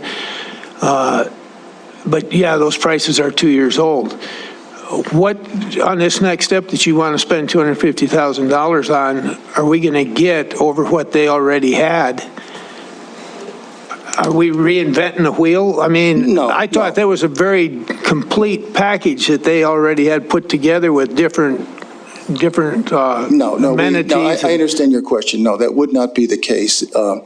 Dusty can probably give more details on it, but the A&E report, the sketches and the estimates, did not reflect, some level of engineering, deep dive into what it might look like. They used some numbers that were perhaps developed for what we suspect might be kind of like on a higher end facility that you might find in Denver. We think that by taking that and going a step further is that we can identify in a design process that maybe there are changes to what we originally had in the A&E that might produce more of a modest yet functional facility that would reduce the cost. Ultimately, yeah, $100 million is a very scary number. So our intention is to preserve functionality with also, and also reduce the cost. And so the whole idea is, I understand, is we don't want to reinvent the wheel, but we need to take a next step. And this is the next step for that. Plus the fact is that we also have land that is adjacent to where it was cited on the A&E plan that, again, it's a possibility. Maybe it could be recited in some form that would involve phasing that would reduce the cost. All of this is part of the process.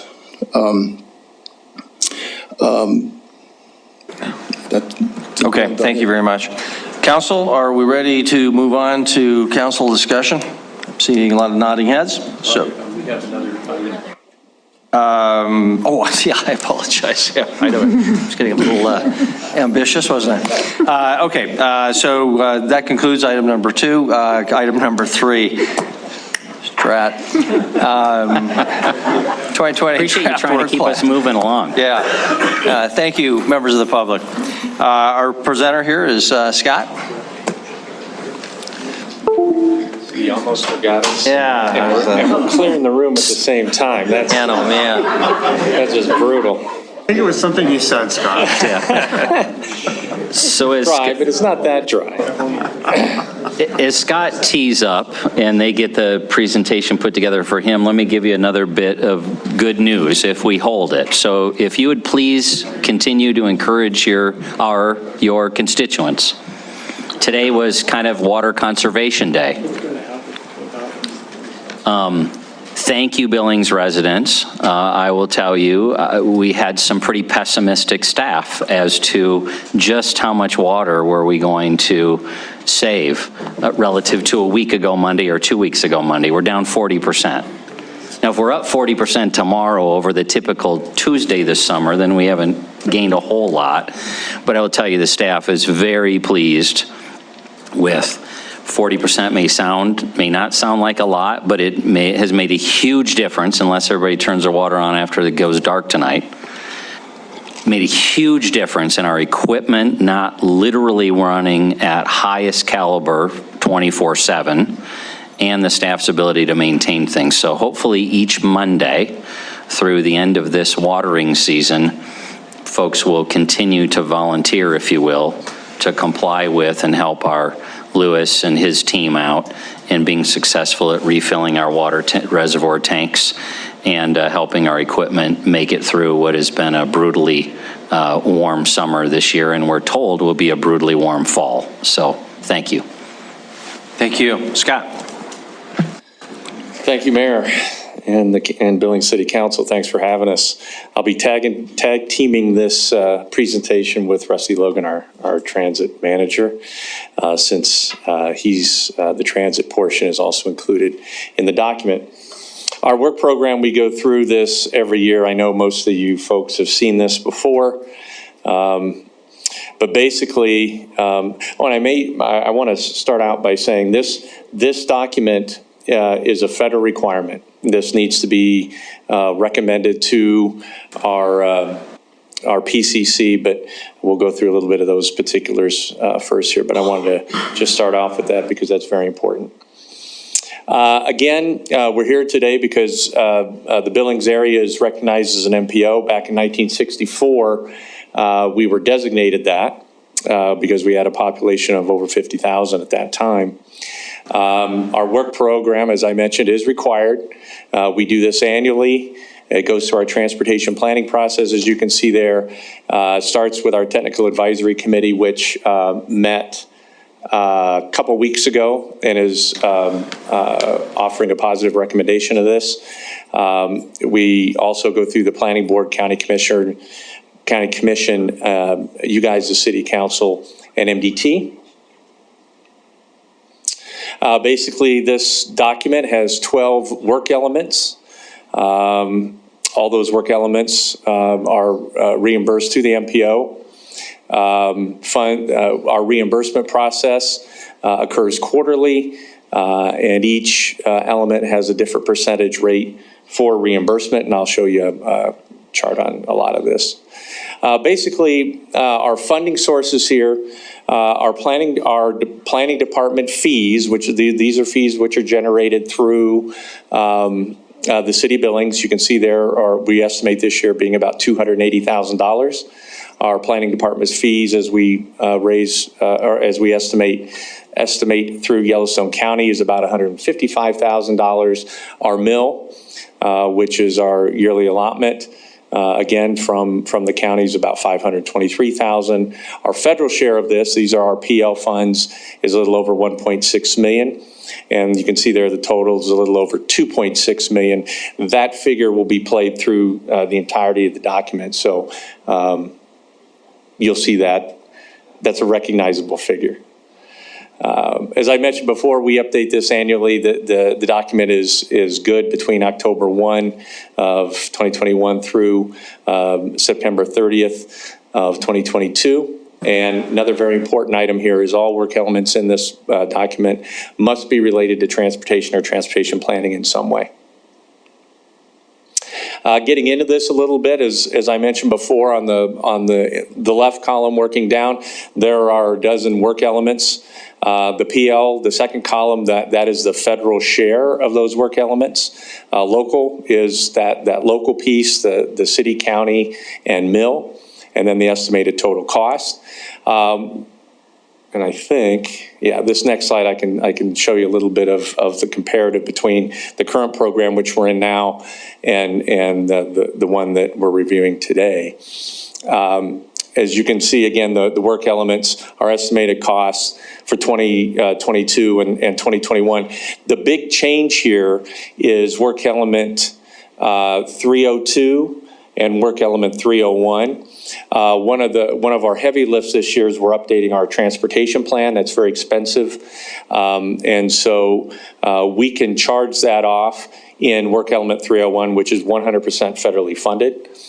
Some of the things that we're wrapping up so we can kind of balance out our budget are listed in work element 302. And we'll get into those a little bit later, but you can see the disparity of numbers there.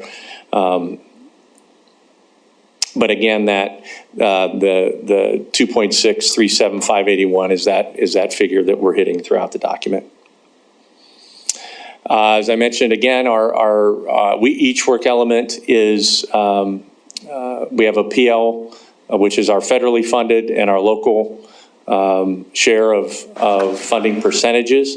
You can see the lion's share of the 300 series there, 500, 600, those are all, with the exception of 302, are all 100% federally funded. And you can see the breakdown of the other ones at the top. Table 4 here is our man-month table, and this simply reflects our staff across the top. There's 11 planners, and then the work elements on the left axis, and our time spent approximately in every work element that we have. There are 11 man-months there, and again, as I said numerous times before, that extra man-month or the 12th man-month to make it whole is made up of sick, vacation, personal time, and that kind of thing. Our priorities that we had in our current program, we wanted to certainly complete our bike scooter share study, which we have. We wanted to begin our North Bypass corridor study, which has begun. Our Fifth Avenue corridor feasibility study is heading to PCC in a couple of weeks. That's all, for intensive purposes, complete. We are getting underway with our community transportation safety plan, as well as our safe routes to school plan. That's kind of our phase 1. We'll talk about phase 2 in a sec. And of course, we wanted to complete our downtown traffic circulation study, which was done. That was a public participation piece, as well as continue work on updating our growth policy.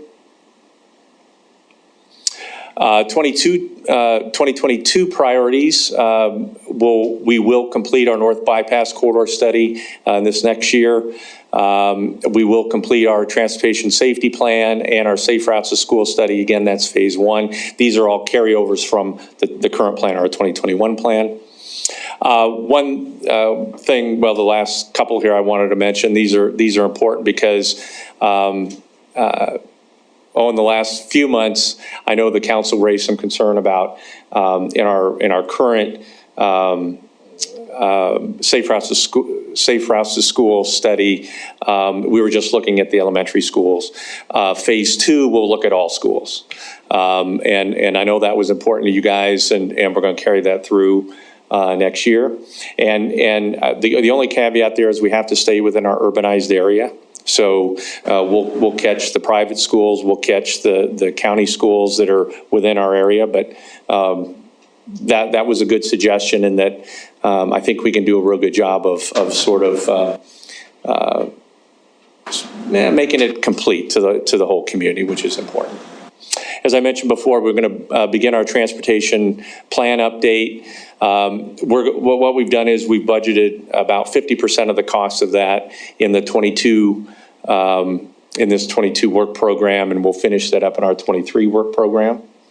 And then we'll continue to get through our county growth policy. With that, I can answer any questions on the highway side that anybody has. Questions on the highway side before we go to transit? Don't see. Councilmember Yakovich. Well, just so I can be clear, Mr. Walker. Sure. I understand 21st Street is on the part of the plan for the underpass there. Yes, yeah, it will be. I answered that Councilmember Neese had that question earlier today. It is. It's currently in our long-range plan. When we go through this update, it will be, I think, more magnified in our next plan.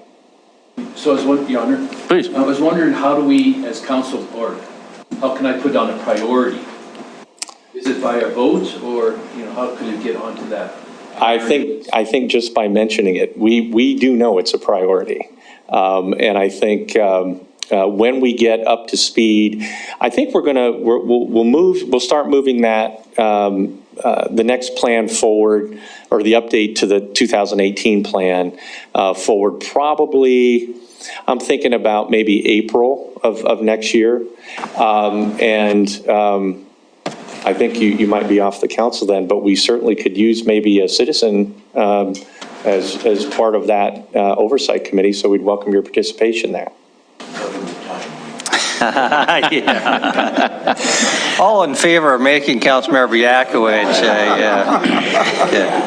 But you're more than welcome. That'll teach him to bring. As is all the council. When we do these plans, we reach out and we would love to have council participation in everything we do.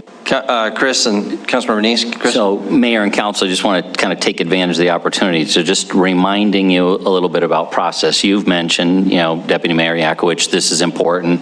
Scott is hearing you. You have a representative. This is a bigger group than the city of Billings. This is, yes, the city council, it's the county commissioners, it's other entities. So the mayor being our representative, how do you make a difference? You make a difference in this conversation, but then it doesn't end there. You continue those conversations on to the other critical parties of the group, and ultimately have the group recognize your priorities or the priorities, because honestly, my suspicion is any one of you could say something is the most important thing. And if you're the only one who thinks it's the most important thing, especially in a regional service like this, you got to take a lot, further steps. So I'm not trying to minimize Scott's response. We understand, we believe as a city this is important. Don't forget, it's important that the county thinks it's important and the state of Montana thinks it's important, so that ultimately we've got that uniform, which is what the federal government mandates in this planning process. So thank you. Councilmember Neese. Thank you, Mayor. And I agree. I think 21st Street underpass is important, so I'll just put my voice there. Scott, how do we find out what projects are actually included? I mean, the reason I knew that 21st Street was in there, I mean, we did talk about it, and I was assuming it was going to be in there, but I wanted to ask, and so I asked you, and you told me. But what other projects are there? Where can we see those? Because you can, our 2018 transportation plan is online. And we have a myriad of projects in there. That's the plan I spoke of that we will be updating. So that's going to be really front and center with the whole community here in this next year. Thank you. Councilmember Revo. Thank you, Mayor. I noticed on a couple slides you mentioned the north bypass. Yeah. I didn't see anything about the inner belt loop. Is that totally all settled, or how come the inner belt loop isn't involved in any of this stuff? Well, this is our budget. This is our staff budget. What you're probably relating to is our TIP, which is our improvement program, which lists all the transportation projects, the actual construction projects. It's well listed in that document, I can assure you. But as I think I can tell you today, we are moving forward. I know our city public works department is in the process of finalizing all the right-of-way up there. But I think we're on schedule. Whatever schedule our public works director gives you is the schedule that I'm gonna stick to, so. Follow up, please, Mayor. So do you know anything about the environmental impact study that they were supposed to do there? Is that all done? You know, I think, I know part of it's done. We had to do some geological work along kind of the rim face. MDT wanted that done to see about this, the stability of the face. I know, I haven't seen the report on that yet, but I know they were out there doing that. In fact, when we took a walk through looking at the Skyline Trail a couple weeks ago, the geotech crew was out there actually doing that. So I would think that the report's fairly handy and complete. Follow up, please. So the drilling on Highway 3, that was for the Skyline Trail. It didn't have anything to do with the inner belt loop, because it was way east of the inner belt loop's intersection into the Highway 3. So that's correct. Are they done with the environmental impact study on the inner belt loop, or were they just concerned about the? As I stand here today, I can't answer that.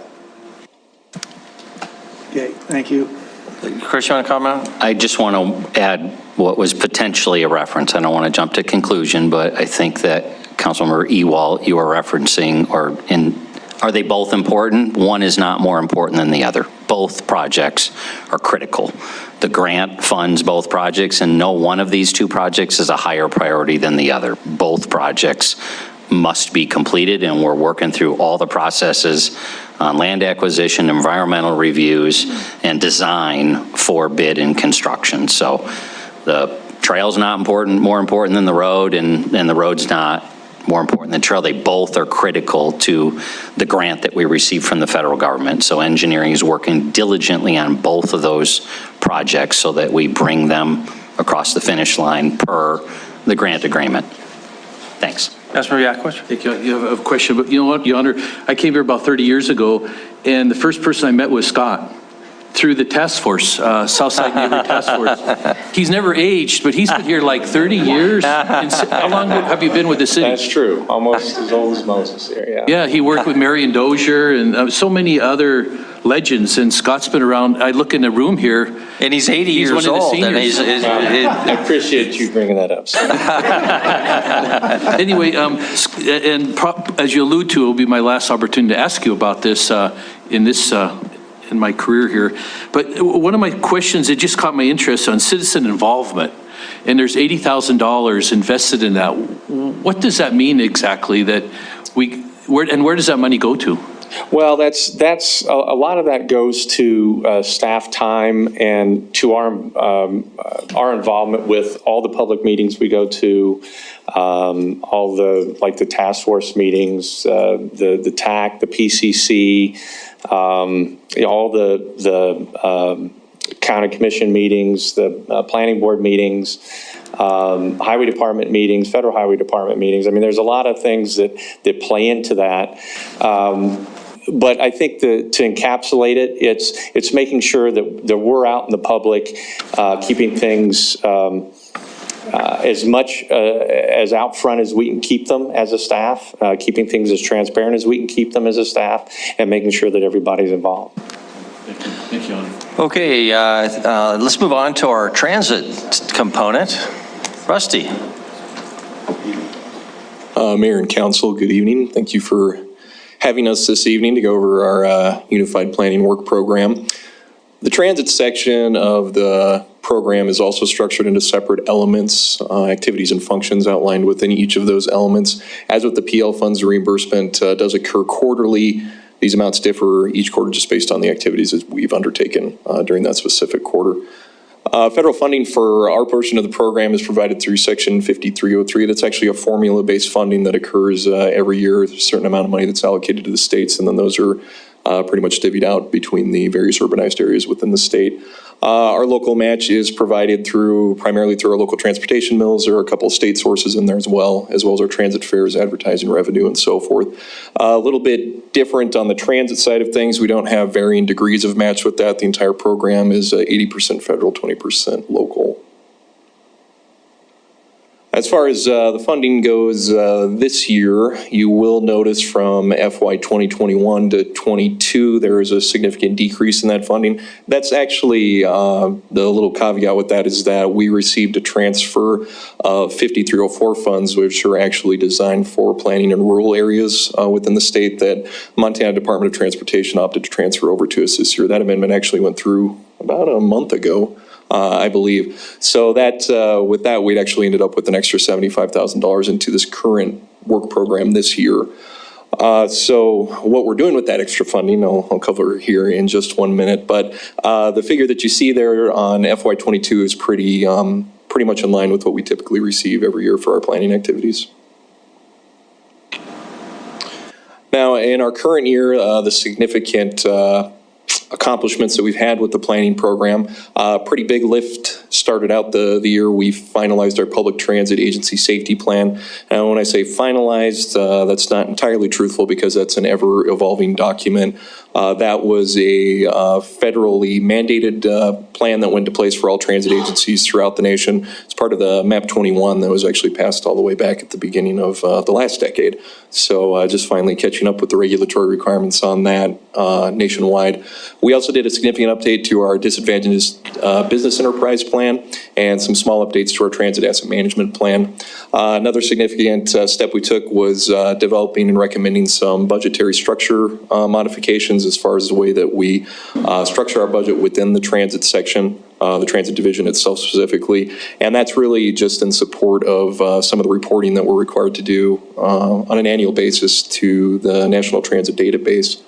We also developed some pretty significant restructuring as far as our staff goes in response to our TouchPass electronic fare system and our Echo Lane paratransit dispatching software that we brought on board. TouchPass was initially a response to the COVID situation, but it's actually turned out to be a pretty significant step forward for our customers, allowing them to buy their passes online, manage their accounts on their smartphones and so forth. So whereas before we had paper passes in place, so it was a step into the 21st century for us. We also, a pretty big feather in our hat as we continue to expand the agreements that we have in place for increased service to the senior population. This is primarily in place with the Adult Resource Alliance, and that's focusing pretty much right now on medical rights for the senior population, utilizing demand response services. And one of the very large projects that we began this year that will continue into 2022 is development of a transit development plan.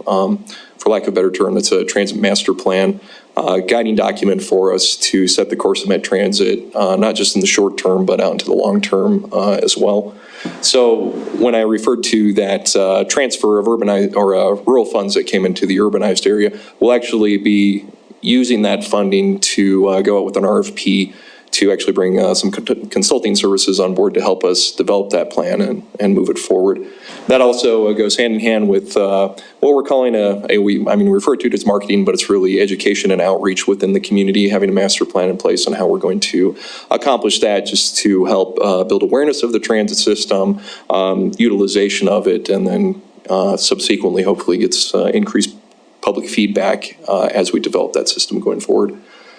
In 2022, aside from those two major ones, those will be the significant undertakings that we continue. We're continuing to research technology enhancements for our customer experience. What we learned from the TouchPass digital fare system is that we do need some sort of expanded services in the area to support that system, such as fare vending machines, those types of things. I'm sure you've all experienced in larger municipalities where they have a vending machine you can get a transit ticket from and so forth. So primarily that direction, but also some more customer-facing signage in our transfer centers and so forth.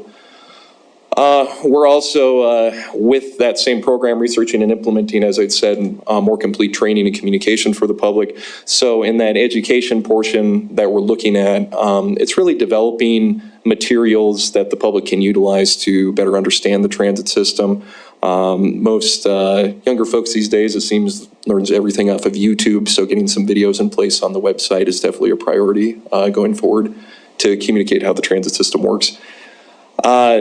Continuing that development of the Public Transit Agency Safety Plan is also a priority, so we are required to do an annual review on that, continuing to develop our processes in-house to increase our adherence to that, increase overall safety of the transit system. But one of the priorities that we've identified on that for the coming year is better integration into our area emergency action plans, so if there is some sort of large-scale disaster that we have a better capability of responding to that. We'll also be doing a comprehensive transit asset management plan update. That's our planning document that we use for determining how we're going to invest those capital funds going forward. It's a lot like a CIP or the ERP here that's used in the city. Those documents are actually supplemented. We're just required to have one by the federal government. So we're going to be doing an update to that. And that's really in response to our recent purchase of the transit buses, which we've actually started receiving delivery of those, so you guys should actually start seeing those new buses on the street pretty soon. And then the last part of that is just continuing to develop those partnerships that I talked about, not only with senior services and agencies that serve individuals with disabilities, but continuing to develop our relationship with entities such as the university systems and so forth moving forward to better support them with their transit needs. So that pretty much wraps up my section. If anybody has any questions, I'm available. Questions? Councilmember Ronnie? Thank you. Not necessarily related to the entirety of what you've just presented, Rusty, but while you're here, so I think it was either in an email or something. It was an announcement that your department sent out that there were going to be reduced routes. The school trippers. Right. That's probably what you're referring to. Because you don't have enough staff members, you don't have enough drivers. Yeah, we're, as most businesses and actually other departments within the city right now are encountering significant difficulty in hiring qualified individuals to operate the bus. In the transit world, we're directly competing with private sector because we're trying to bring on CDL operators, and we just, it's kind of difficult to compete because they keep upping the available wages and so forth, signing bonuses and all of that. So in response to that, we identified our school trippers. Really, they're redundant routes in most areas. We will keep one of those routes running. That's the T3 Will James Tripper.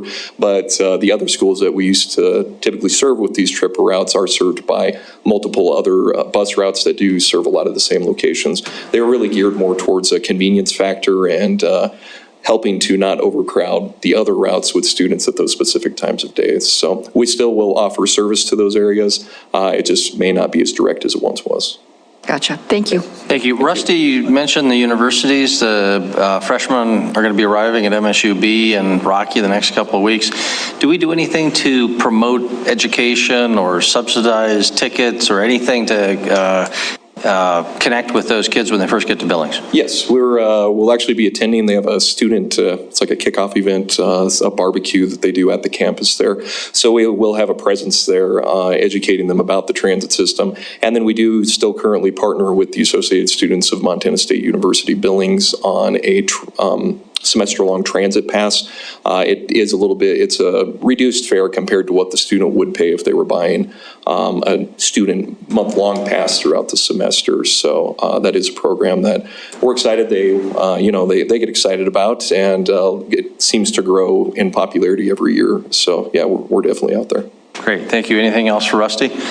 Don't see anything. So Scott, are we done, or you got to wrap up? We're essentially done. On the screen there, we show you the schedule. As I mentioned, our TAC met back in July now, and had recommended a positive recommendation for this document.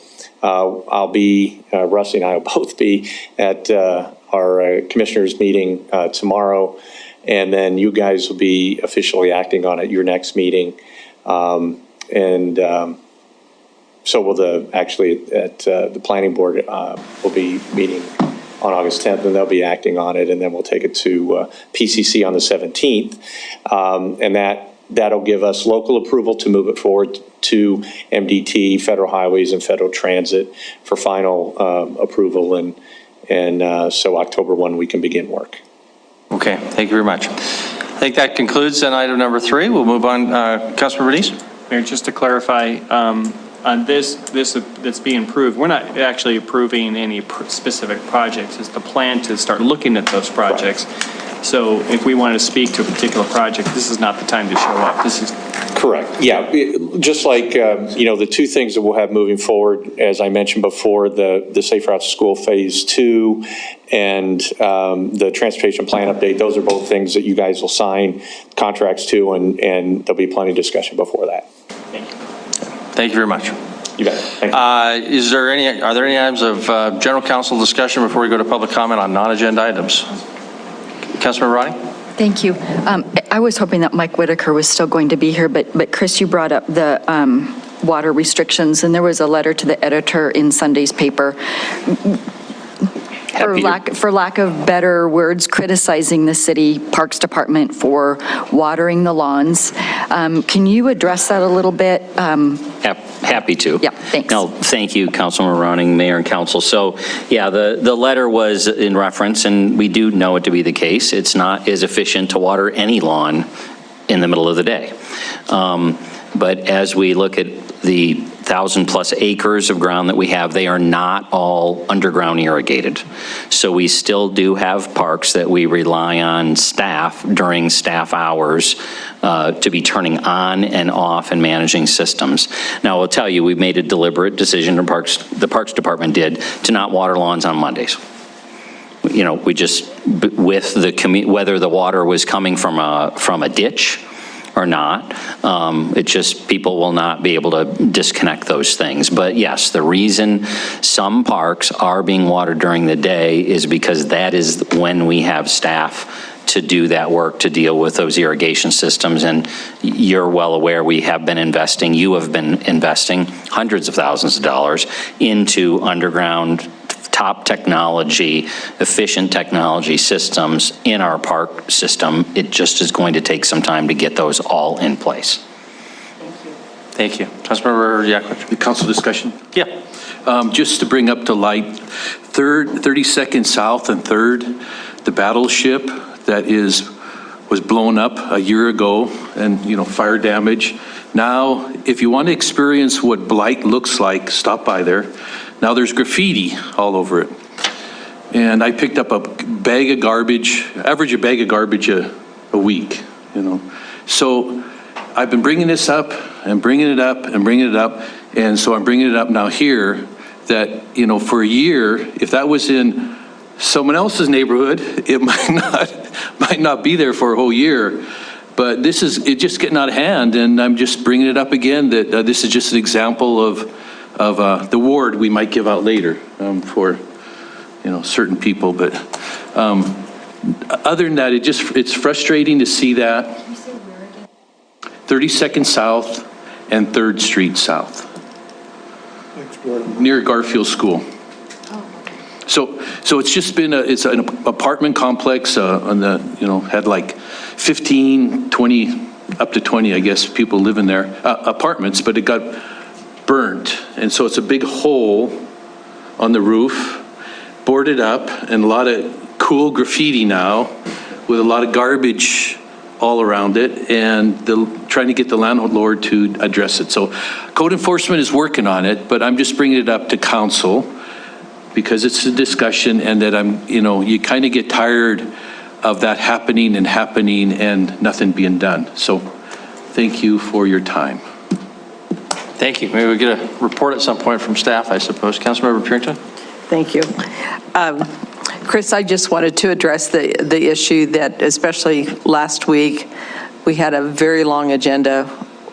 In weeks past, we had a very long consent agenda and then also regular agenda. And I know there's been a lot of criticism, if you will, or just discussion about how long the agendas are. some of council members have stated, no one comes to our meetings, or, because they're too long. We've just had just many discussions regarding that. So I don't know if you can explain to us why these agendas, sometimes they get really long, and sometimes they wind up, if it's a contract, it's like, well, you got to have it signed by tomorrow, and there's questions about, the contract, and, Roy has caught some issues on a contract before that it delayed it. I think that was the Northwest Energy thing. So I'm really interested in knowing why why we can't be done by 9 o'clock. Last week, to me, was a perfect example. Sean's probably going, no, I'm going to be done by 8, but I think last week was just a perfect example. It just got so long, and I think there was a lot of frustration. There were a lot of questions. And I think the people that even were here for their particular issue, it was just really a frustrating week last week. So can you explain why these agendas keep getting longer, if you will? So, Councilmember Purington, Mayor, and Council, certainly some of what you'll see when you see a longer agenda is being driven by land use decisions that have a statutory set of deadlines and timetable put to them. Now, that's not to say, though, we don't attempt as a staff to pace that and manage it, because they are like 60-day, required reviews. And so we do try to pace them out instead of seeing a really long agenda followed the next week by a very light agenda, though that's what you're actually going to see next week is a pretty light agenda to items. That's a substantial, deadlines tend to be a primary driver of what ends up on the agenda. And probably at times, just a strong attitude of desiring to be responsive to people who ask for or need to get in front of the council for approval. We can always, with the exception of those statutory deadlines, we can absolutely say, you know what, I know you really want to get in front of the council in the month of September, but you're not going to be in front of the council until October or November. We're just only going to do X items each night. So I certainly take responsibility. We as a staff every Tuesday look out 6-8 weeks and try to estimate where are we, what items are coming, and manage that. And I think there's always room for continued kind of improvement there. The other piece, I'll turn around to you guys and ask you, sometimes as a staff, we're completely 180 degrees off. We'll think something's going to take X minutes. It's gone through a process. It's had all kinds of previous other board recommendations, and we're here that night and we're talking for an hour and a half, and people are very frustrated. So we sometimes get it 180 degrees off on our prediction of what we think you're going to want to spend a fair amount of time on versus what you're going to be, you know what, I know that, and I'm confident, and I trust whatever other processes have gone before you. Thank you. Speaking of time, so we're about 12 minutes past our normal break time. So we still have to do public discussion on non-agenda items. Something final and quick, Councilmember Nice, on general discussion? I think Sean had his hand up, and I do have a question. Okay. And then I do have a question, partly in relation to that, is because I have heard that, meetings go long. We have a lot of agenda items. And Gina, maybe you can answer this question, but at what point does the city start doing, meetings twice a week? Because we are growing, we are seeing a lot more issues. Eventually, we can't stay till 2 o'clock in the morning if we get all these land developments going on and we're getting more and more business, more and more decisions have to be run by the council. At what point do we move to 2 meetings a week? Is that governed by the charter? I'll take a stab at that. She asked specifically. Is that governed by the charter, or is that ordinance that we change, or? Well, Councilmember Nice, I think that's really a council policy decision. I mean, it is dictated by our code, so we would have to change that, and there, would have to go through the process, the ordinance process. But if you all want to see changes in the schedule, then Okay, so at the ordinance change. All right, thank you. If I could, Mayor, I'll just plant this seed. The other component of that, honestly, is who else you empower for maybe not ultimate decisions, but processes. So recognize the processes matter. And I mean, if under a rationale that would just think the bigger the city, the more we meet, would imply that a city like this or a bigger city would have full-time elected officials meeting 5 days a week or 7 days a week, and that doesn't happen. A lot of it is who you empower, other policy recommendation boards and/or staff to bring to you recommendations and how you treat those or manage those recommendations. Okay, thank you very much. We'll open up now for public comment on non-agenda items. If anybody would like to comment on something that wasn't on our agenda tonight, now's the time. 3 minutes, name and address, please. Thank you. Tim Warburton, 3444 Lucky Penny Lane. And that's a new one, the agenda being so long. I haven't heard that. What I have heard is micromanaging, coming to the meetings unprepared, asking questions that are obviously in the staff report that you didn't read. Not once have I heard the agenda is way too long, we got to get out of here. Sorry, it's embarrassing. Just like last week, the way that the Billings Community Foundation was treated was absolutely appalling. It's gross. Be better, is what I would say. Here you are chasing the cannabis issue. We're going to try to repeal that vote because we don't appreciate the will of the voters who clearly voted in adult recreational use cannabis. And so we're using scary words like cultivation. Ooh, maybe they didn't know what they meant. Cultivation means grow. I'm pretty sure the people who thought we'd have legal cannabis here knew that, somebody has to grow it. Oh, there's going to be distribution. Ooh, scary. Not really. It's just that you don't want to follow the will of the voters. And so, and it was confusing too. But I've had a chance, Chris kind of reminded me with his comment about the county commissioners. So I had a chance to go look at the resolution tomorrow. The cake is already baked on this. They're obviously going to put that out to a vote. But just so you know, if you're for it, then you're against it. And if you're against it, you're for it. So we're clearing that up. We're getting rid of all the confusion about cultivation. And if you're for it, you're against it. So we're really getting that cleared up. So glad we get to have a vote on that. It's unbelievable. I did want to note, since not all of you were at the Candidate for Coffee with Candidates event Wednesday, that all of the candidates in Ward 4 asked that the will of the voters be respected and honored, and that everybody drop, what's going on here in November. I am on that side. I agree with that. I would encourage you guys to do the same. I would encourage the county commissioners to do the same, but they're going to do what they're going to do. But the question they are proposing tomorrow is very confusing, not super helpful. So, thank you. Thank you. Anybody else? Item not on our agenda. Don't see any public comment there. We'll close that. And council, we are not adjourning meeting because we have our closed executive session. Chris, do we move to the jury room? Is that the idea? Okay, yes. So.